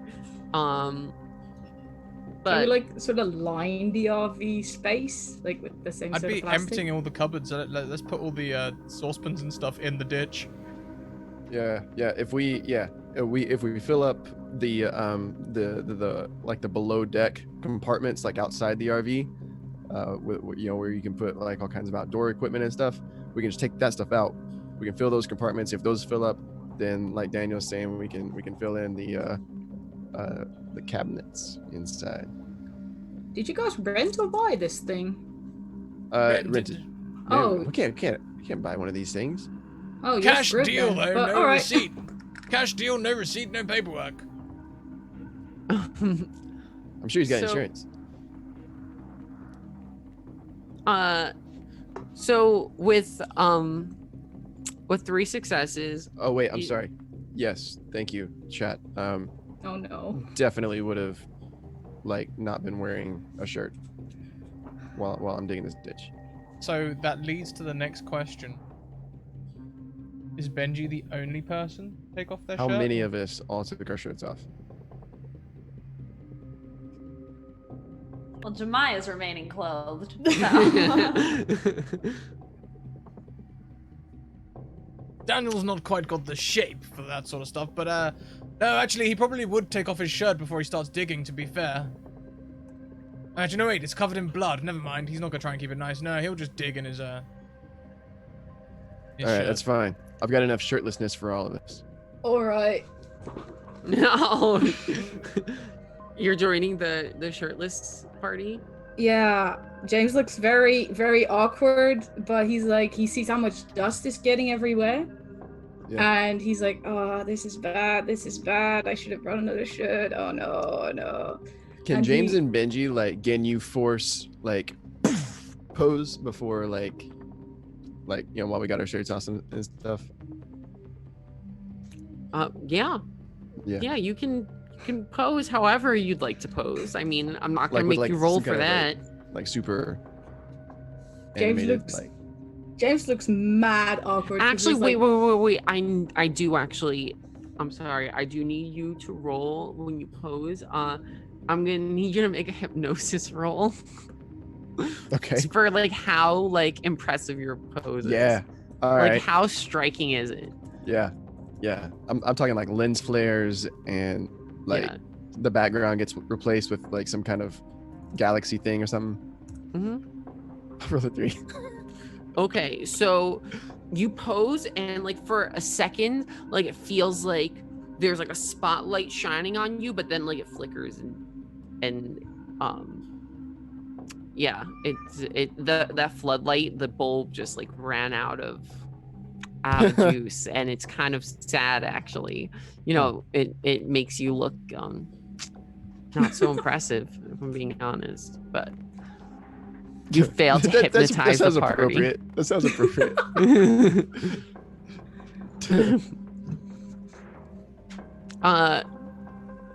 So you can recover as much of the adrenaline as you can. You all sweat up a storm. It's exhausting. Your hands are forming blisters. It's taking you hours. It's such a deep ditch. They dug all day, and there were so many of them. But I mean, you didn't have to like actually dig the initial ditch, so that kind of helped a little bit. But it still takes you until like the wee hours of the morning, because it was the afternoon when all that craziness went down with the breaking and entering and whatnot, but like the early afternoon. But now it is the wee hours of the morning. It took you a long time, and you're all exhausted.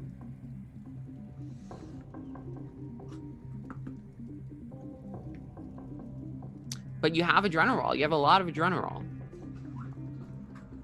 It's a little diluted with like dust and dirt from the debris of the community center, though. But I think we should go to that RV park, maybe. Well, maybe not the RV park. No, he was dodgy as all fuck. Let's not go back to him. He didn't. As far as I'm concerned, we didn't even really agree on how long we were renting this thing for. This is the least of our problem. We need to hit a drive-through or something. Yes, food's important. I'm hungry too. But also, we heard the ambulances earlier. There's a lot of people out there getting hurt. I know we've got a lot on our plate with dealing with Mrs. Robinson and stuff, but I really feel like we should get the RV in the hands of the authorities, not necessarily the police, but at the very least the hospitals. How do you want to do that? Like, we just leave it with them and then bluff. Your prints are on the everything. Yep. And you wanna Look, this RV is full of drugs, and our prints are on the everything. James, let's level, right? There's no way that we're not going to prison anymore.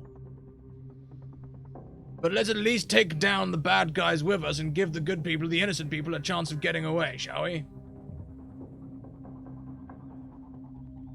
Let's not kill everyone just to try and keep our own noses clean. I'm not saying that. I never said that. It's not. Think about it. If we don't get this stuff to the EMTs, people are gonna die. You saw Sheila. I know. So is everybody, we're assuming that everybody's at the hospital? Probably not, no, but the hospitals would be a good place to get the stuff. Well, I was just thinking, if we want to get it to individual people without people knowing that it's, drugs, I have a cookie recipe and I can go give cookies out. Okay. It'll take a bit to cook those cookies. So I think that's a good idea. We might need to couple it with another couple of ideas or something to just like expedite the process. Are you both suggesting that we literally take over their ring? And then some with some new fresh ideas. Like we could expedite the whole like delivery process by getting a bunch of pizza boxes. Because nobody suspects the pizza guy. If you can't beat the bad guy, be the bad guy. Right? Oh no, don't be bad guys. I mean, like we could be good guys, but just like You know, instead of like intimidating drug delivery, it's like happy drug delivery. Yeah. Also, we could eat the pizzas and then use the boxes. Are you gonna make the pizzas? No, we get them from like the pizza making You just joint. like sprinkle it on like Parmesan cheese? No. We eat the pizzas and then we fill the boxes with the adrenaline because like that's like the delivery method. Because nobody's gonna be like, "Hey, you got drugs in that pizza box?" You know, who says that? Nobody says that. As much as I can put on a brave face, I'm not sure if I've got it in me to become a drug lord.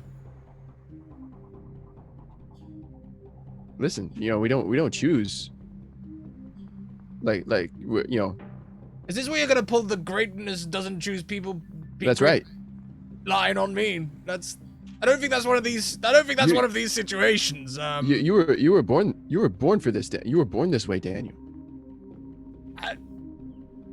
I'm struggling with that, honestly.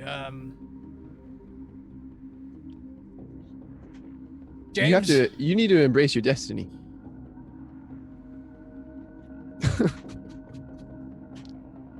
look, my vote. I'll be by your side the whole time. My vote's in coming forward and giving all this responsibility off to someone else. James, what's your take? I'm Bloody internet keeps dropping. Seems to be back. Yeah, it's back now. My internet dropped for a second. I didn't hear a word you said. Oh, I said I'm thinking because it's also everything is sketchy. If we go to the hospital and we have an RV full of drugs that your patients might need, I wouldn't be able to find a doctor who would go, oh yeah, sure, you know, we'll take him, you know, without. If we went to the EMTs and said, look, these people that are falling down, I can pretty much tell you the symptoms. They're all addicted to this lethal drug. Here it is. You don't think the doctors panicking about what is trying to happen wouldn't try it? You don't think one of them wouldn't take a look? I don't think that's legal for them.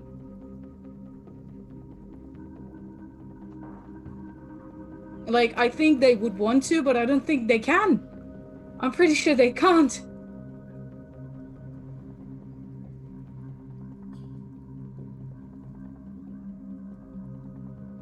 I hadn't thought of that. What if we just set the RV on fucking fire? What, and let everyone die?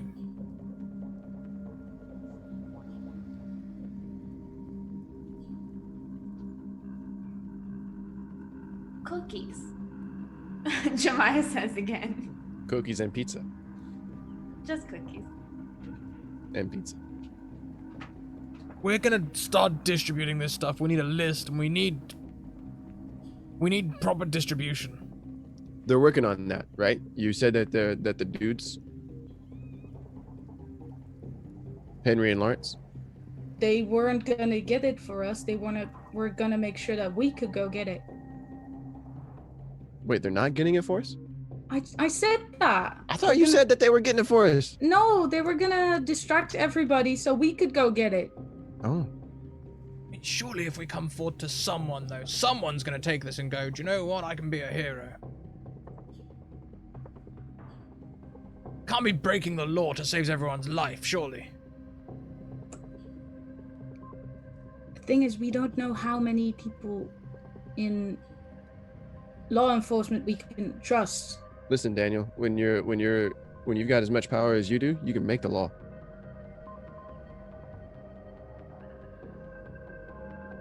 Hey, now, hang on a minute. That's You actually are a the good law. thought. If we get the list, we know exactly which coppers have been and which ones are on the take. And if they start answering to me, we can, well... You're right. So we need the list. We need the list. We need the list. Hell yeah. All right. I think I'm gonna... Do I have Henry Goodman's number? Do I have anything like that? Does any of us do that? Yeah, I mean, Henry is a socialite. You probably all have Henry's number. All right, then I'm going to call him. Yeah, he answers the phone and in whispered tone after you think for a second it's gonna hop to voicemail, but like on what probably would have been the last ring, he answers and in whispered tones, where the fuck are you? Don't worry about it. How much time do we have? I don't know, maybe until tomorrow midday. All right. Robinson's almost up and ready to get back to work. Can't you sabotage that? I don't know about that. I mean, I can try my best, but listen, I don't trust you guys that much. Enough for me to potentially die here. Henry, I don't think you have a choice right now. I've got her distracted until midday tomorrow. Or midday today at this point. How do we get in? If you go in, there's a basement. Shit, she's coming. I have to go. All right. And he hangs up. We have until midday. Well, I say we go there, we park the RV a bit away from it, and we walk.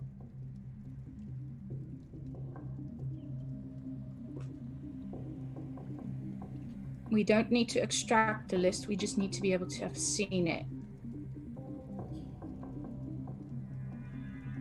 Just need a copy of it. Picture. Photo or Yeah, something like that. We anything. don't need to take anything from them, we just need visuals of it. Thing is, though, we've got a big supply right now, but we do not have the lab. If we want to take over, we need that lab too. Who runs the lab? Do we know? I don't have a clue. Where did you said you nearly broke into it earlier. Well, we know where it is. It's probably right next to where she's at. It's in the same strip mall. So it's probably like 2 stores distance. I say, it's not run by Linda's parents, is it? No, they're next to there. Quite nice. They are nice. Yeah. I mean, So we go in there now? Oh no, we need the list first. I mean, like the to get the list. Yeah. the list is in the lab, right? the list is in the lab, as far as he said.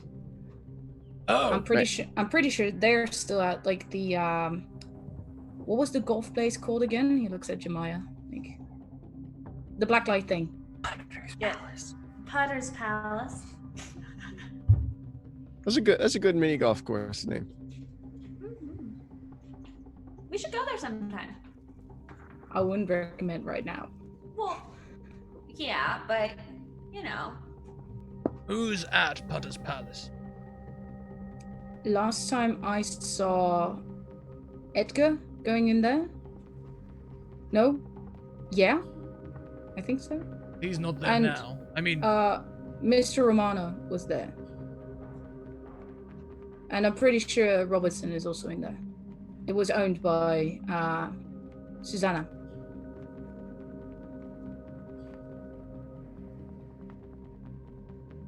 So should we head there? I'm thinking maybe we head to Potter's Palace, cut off the head, and hope that everything else falls into place. There's you no want- doubt about it, though. We're going to prison at some point. I'm not going to prison. No. I've already been to prison once. I'm immune now. You went to holding. That's a big difference. What do you mean? There's different stages of going to prison. I was behind the bars, man. There's more bars, Benji.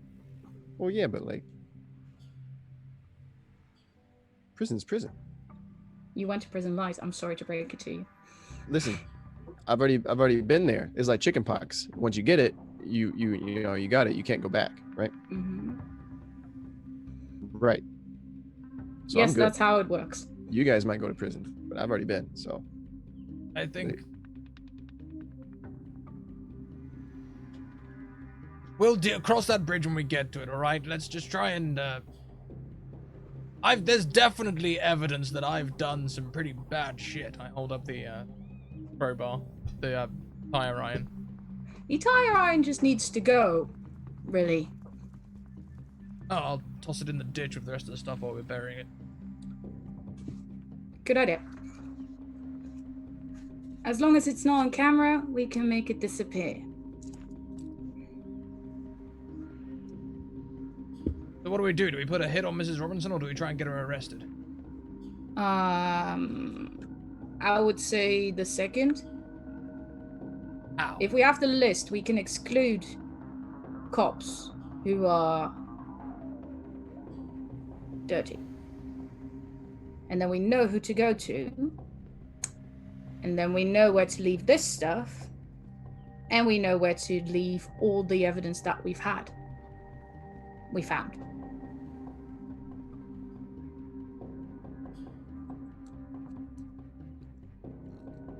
I suppose any of you have got a jacket I can put over the top of this shirt, have you?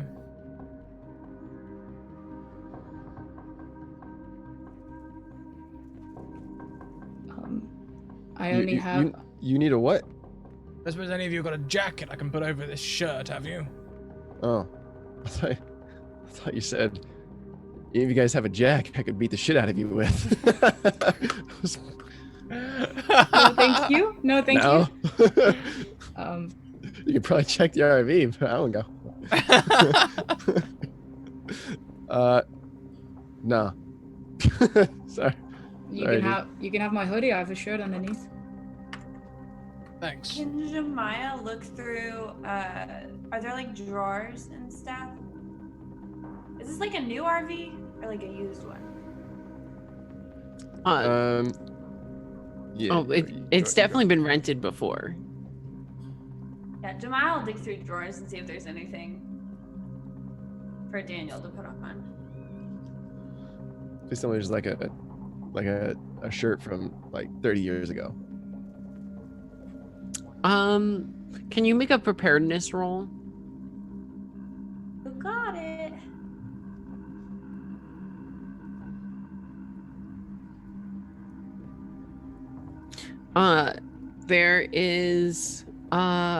There's actually like a nice dress shirt. Something that Daniel might even have, like it looks like something Daniel could have even chosen out for himself. And it looks like it was like put in a drawer, but like someone forgot to clean out that one drawer and it's sitting next to a pair of clean underwear and socks. It looks like someone left that there by accident that had rented it prior to. I'll just grab all of it and bring it to Daniel. Does RV have a shower? It does. All right. Start making your way there. I'm gonna clean up and change. All right. I had a shower in a moving RV before.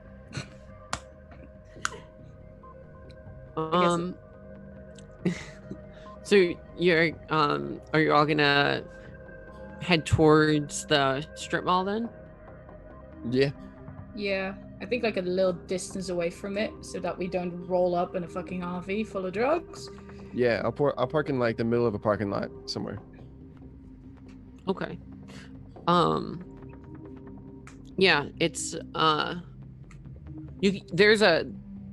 the strip mall is along a highway, and you can park at like another strip mall that's on the same highway but within walking distance. Yeah. And Daniel, you can shower and get changed, and at one point there's a bump in the road and you almost slip and you have defied death a number of times over the course of the past week, but for a second your life flashes before your eyes as you slip on the bar of soap in a moving RV. The door happens to be kind of ajar, so you fall out and you're about to whack your head into the mirror, which would then shatter and probably kill you, but you survive. uh, and yeah, and you get to you can pull up in this shopping center. Are you gonna try to make your way towards Putter's Palace sneakily, or do you not really care at this point? Roll up like we own the joint. I imagine us like walking like in a line, like in slow motion. Now that we're this new posse. Yes. You know, can you make another hypnosis check? Yes. I'm gonna roll it with advantage. Because this one's for the crew. It's not just for me. A 1 and a 3. So the 3. Okay. Thanks. So in the strip mall that you parked in, there's actually a strip club, and someone is standing outside taking a smoke, and this dude, he's, you know, as you guys all walk him by, he's like, at first it looks like he's like getting a good look, but then he squints a little and he lifts his glasses, and then you could see he scowls and makes like a face of disgust and spits on the ground. I'll shout out my Instagram handle to him so he can follow me. Yeah. And he puts out his cigarette and heads back in the club, ignoring you. Unfortunately, you yet again fail to hypnotize. So yeah, no, you make it to the Putter's Palace Strip Center, and you see, based on the cars that are lined up in the parking lot, you now see the Romano car, you see Officer McKinley's car, and you see a couple other cars that you don't really recognize, but the strip center seems like dead. It's the wee hours of the morning. And like it looks like this place is totally dead. Are we gonna go around?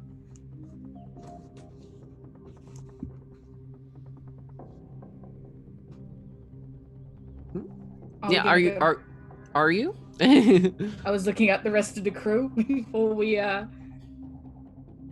maybe we should go through like the back door and not take the glass unit in the front. Yeah. I mean, if Can we're we- gonna do this, we really want to be sneaking around. Is that how we want to present ourselves? Well, we're not sneaking around like we're, you know, like the owners walk in the back, right? They don't walk through the front. So I mean, like we're basically, True. you know, this is our place now. We need as little eyes on us as we can get, really. We know what we're doing, but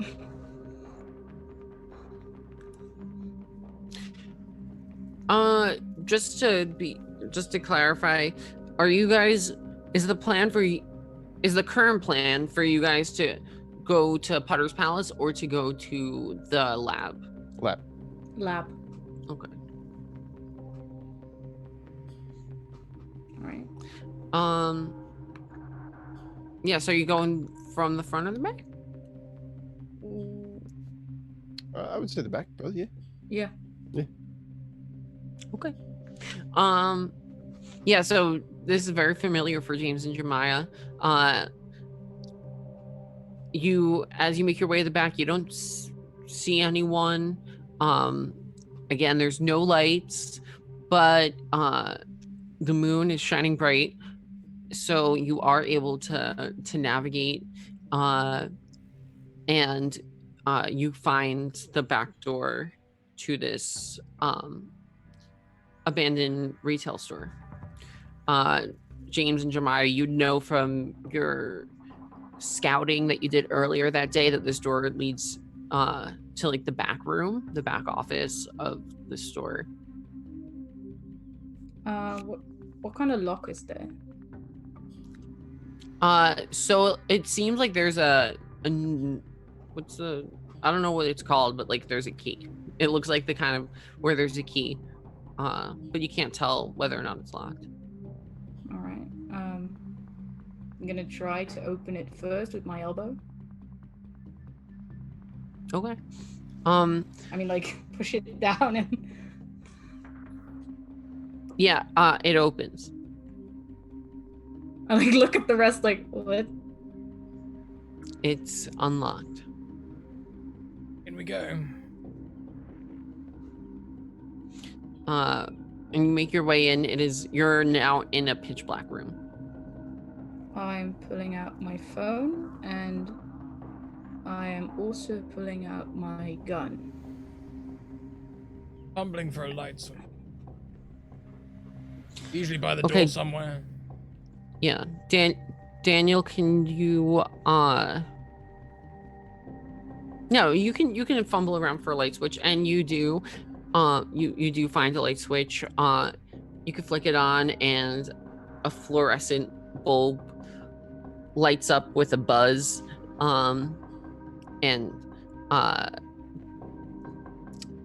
And you can look around the room, and it seems like, I mean, it's just drywall and concrete floor. But there is a shelving unit made of iron wires. I wish I knew what it was called, but it's like an iron wire shelf type thing. And you can kind of see through it, and it looks like on the ground underneath there is a door, like a trap door of some kind. I think we need to move that. All right, stand back. I'll walk up and why don't you give it a big old heave? So you're gonna try pushing it? Yeah.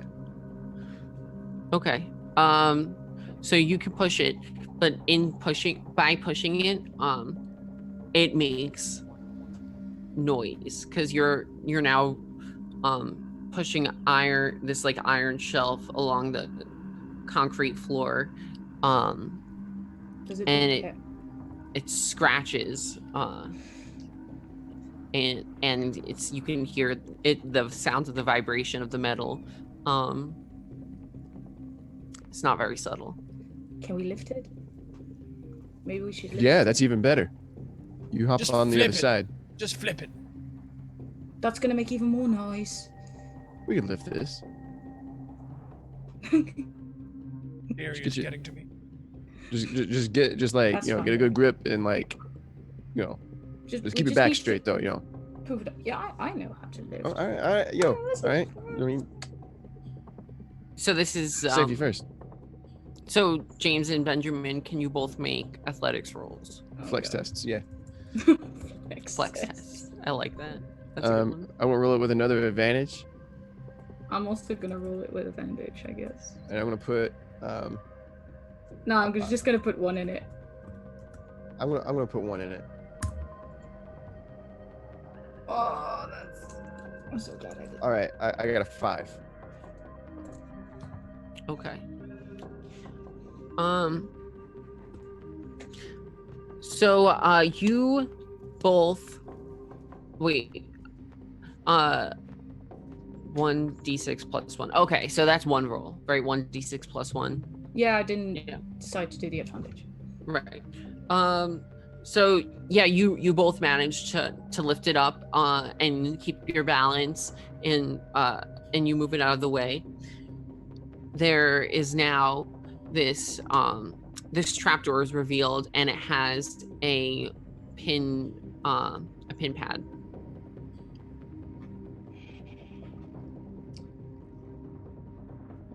I tried a code. I like cracked Mrs. Robinson's safe, right? You did. Is it possible for me to sort of use the same sort of combination that I tried on the safe? Can you make a preparedness to see if you remember that code? Do I have points in preparedness? I do. I will add 1 to that. Yeah. So you remember the code that she used for the safe, and you can type it into the pin pad, and it beeps twice, and there's a green light. And Nice. and you hear a little clack sound. It seems like the trapdoor has been unlocked. James, how on earth did you know that code? Because I broke into a safe earlier. He's hella smart. Most people are consistent with their codes, really. Building up quite the rap sheet there. You see some stuff. You do some stuff. I'm not See one to some talk, stuff, am do I, at some the moment? stuff, No, yeah. let's get Not down really. there and... If we make t-shirts, like I think that needs to go on the t-shirt. See some stuff, do some stuff. Fair I mean, enough. I don't think it's quite going to be like Never mind, let's carry on. Yeah, James we can do opens like the, merch. It can be trapdoor. bigger than drugs, dude. Like we could build something.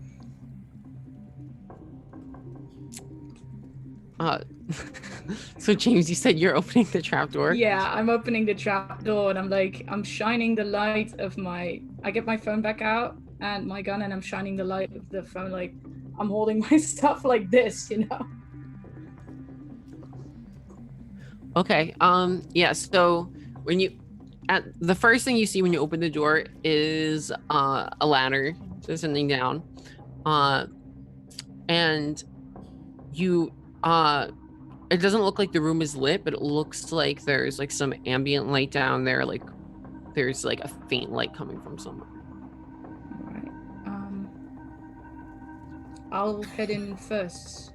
Maybe one of us should stay upstairs to at least like make sure we don't get locked into this shit. I'll stay. Very noble and very valid. I'm gonna go down. Okay. So when you go down, it leads to a very short hall. And at the end of the hall is a door, and there's light from under the door. There's a little peak of light. I'm gonna approach very slowly. What kind of light is it? Is it like... It just looks like a warm yellow light, like from like a lamp or something. I go back to the ladder and I'm like, there is a light on down here. Ben, you get your gun. For God's sakes, don't fire it, but just look intimidating. We'll go down together. Solid front. I got it. I'll flex with one arm and I'll hold the gun with the other. Close enough. All right. Jemai, you good up there? I'm good. I think. You're doing great. Oh, Anyone I'm also gonna comes hold the in. gun sideways, like like Yeah. let anybody know that sees it. I'm serious. Benji, do you spend much time at the gun range? Yeah. Okay. Good. All right. Jemaya, if anyone comes in, just scream. Probably for the best. I'm good at that. I got that. That's a good plan. But don't like scream in fear, like scream at them, like Okay, ah! you got it. That'll Yeah. psych him out. All right. While you're at it, just start doing the hacker. Just really put it up them. Just scare the heck out of them.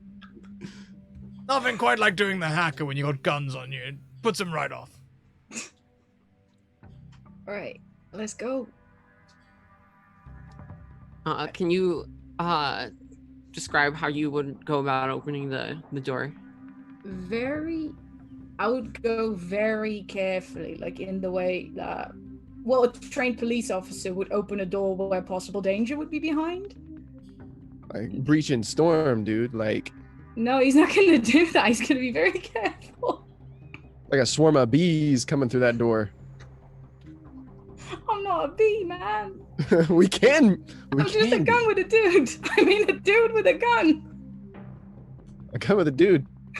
Actually, That's a love James, story waiting to happen. I think Benji's got the right idea.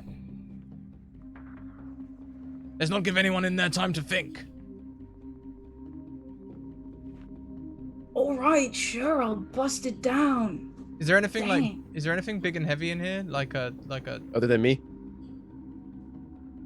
pole or something that I could use as a battering ram? I just kicked the door in. Well, first of all, it's a metal door. So it doesn't seem like you wouldn't get the impression that you could just like ram it down open. It's like it looks like a heavy metal door. Does it have a handle? Yes. Oh, No, we'll it just open doesn't. up, yeah. It actually doesn't have a handle. It's the kind that you just like push open. Oh, can I like slightly push against it with my shoulder just like to see if it moves?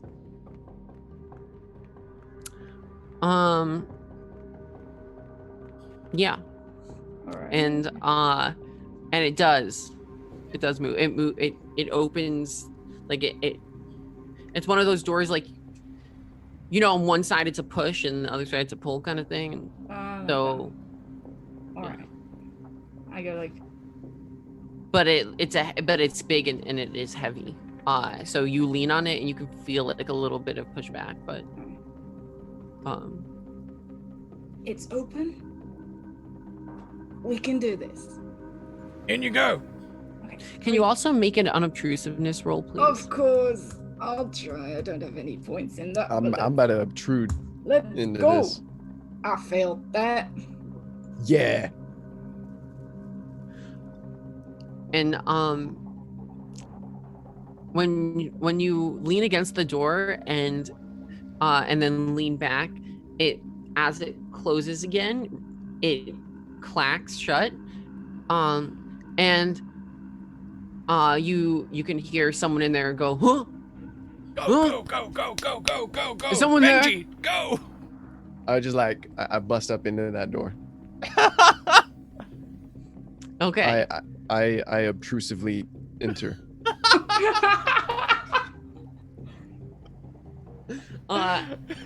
Daniel and James, do you have any intention of following, or are you? Yes. I'll Yeah. let the firecracker go first. And what about you, Daniel? I'll walk afterwards, trying to look regal. Okay.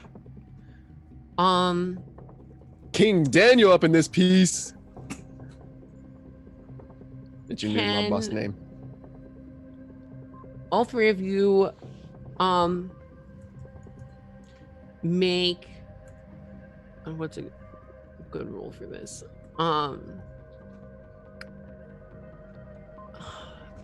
How about I don't know what would be a good one for this one. Sense trouble. Okay, I can. The see tried and true. Sure. All of us? Yeah. I rolled a 2. I rolled a 3. I rolled a 6. Tell us all about the danger. Okay. So by the time that James enters the room, Benjamin makes his way in, but then James, while you're standing in the doorway, you hear the voice that from inside the room yell towards you, "Don't let that thing close." How would you react to this? I assume it's the door, and I'm just like, I'm going in, and then I'm moving towards like the door, so it's like falls against me, and I have my gun ready at whoever is in there, but I'm not walking into the room, like holding the door, so to speak. Thank you very much. Welcome to the Party RPG for the raid. Welcome. James, can you make a filch test? I can. Filch. I only have 1 point in that. He's a 7. Okay. So, as you're about to let the door close on you, you realize that it's closing. This is a mechanized door, and it has no intention of stopping just because your hand is blocking it. But having felt that, you're able to pull your hand out in time before it shuts on your hand, and instead grab the door handle if you wanted. But Yeah, okay. I'm not letting the door close. So Yeah. And therefore holding the door open. In this room, Benjamin, as the first to enter, you would be the first to get a real good look at it. You see stacks of papers. There's a whiteboard with numbers and formulas against the wall. There's one lamp, and it's a very bright lamp, but it's shining down above this work table where you see a number of test tubes. Against one of the walls is another one of those wire shelves, like the one that was covering the entrance to this basement, and it has bags, like big sacks, and all of them have like these biohazard labels on them. There's jars, massive jars, and barrels of chemicals, and it smells very strong of, I mean, the only other thing you've smelled even vaguely similar is like cleaning detergents. Like it smells like chemicals, and it also kind of smells like body odor. You see there in the corner of the room, there's a little pot, like a, what are those called? Like a chamber pot. Oh, okay. Or a commode. And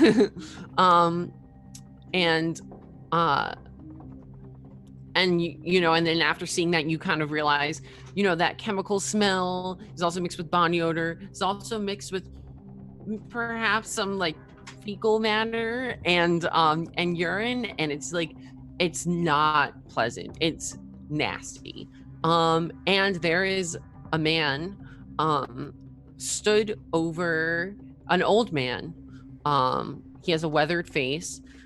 He's wearing a dirty lab coat, gloves with holes in them, and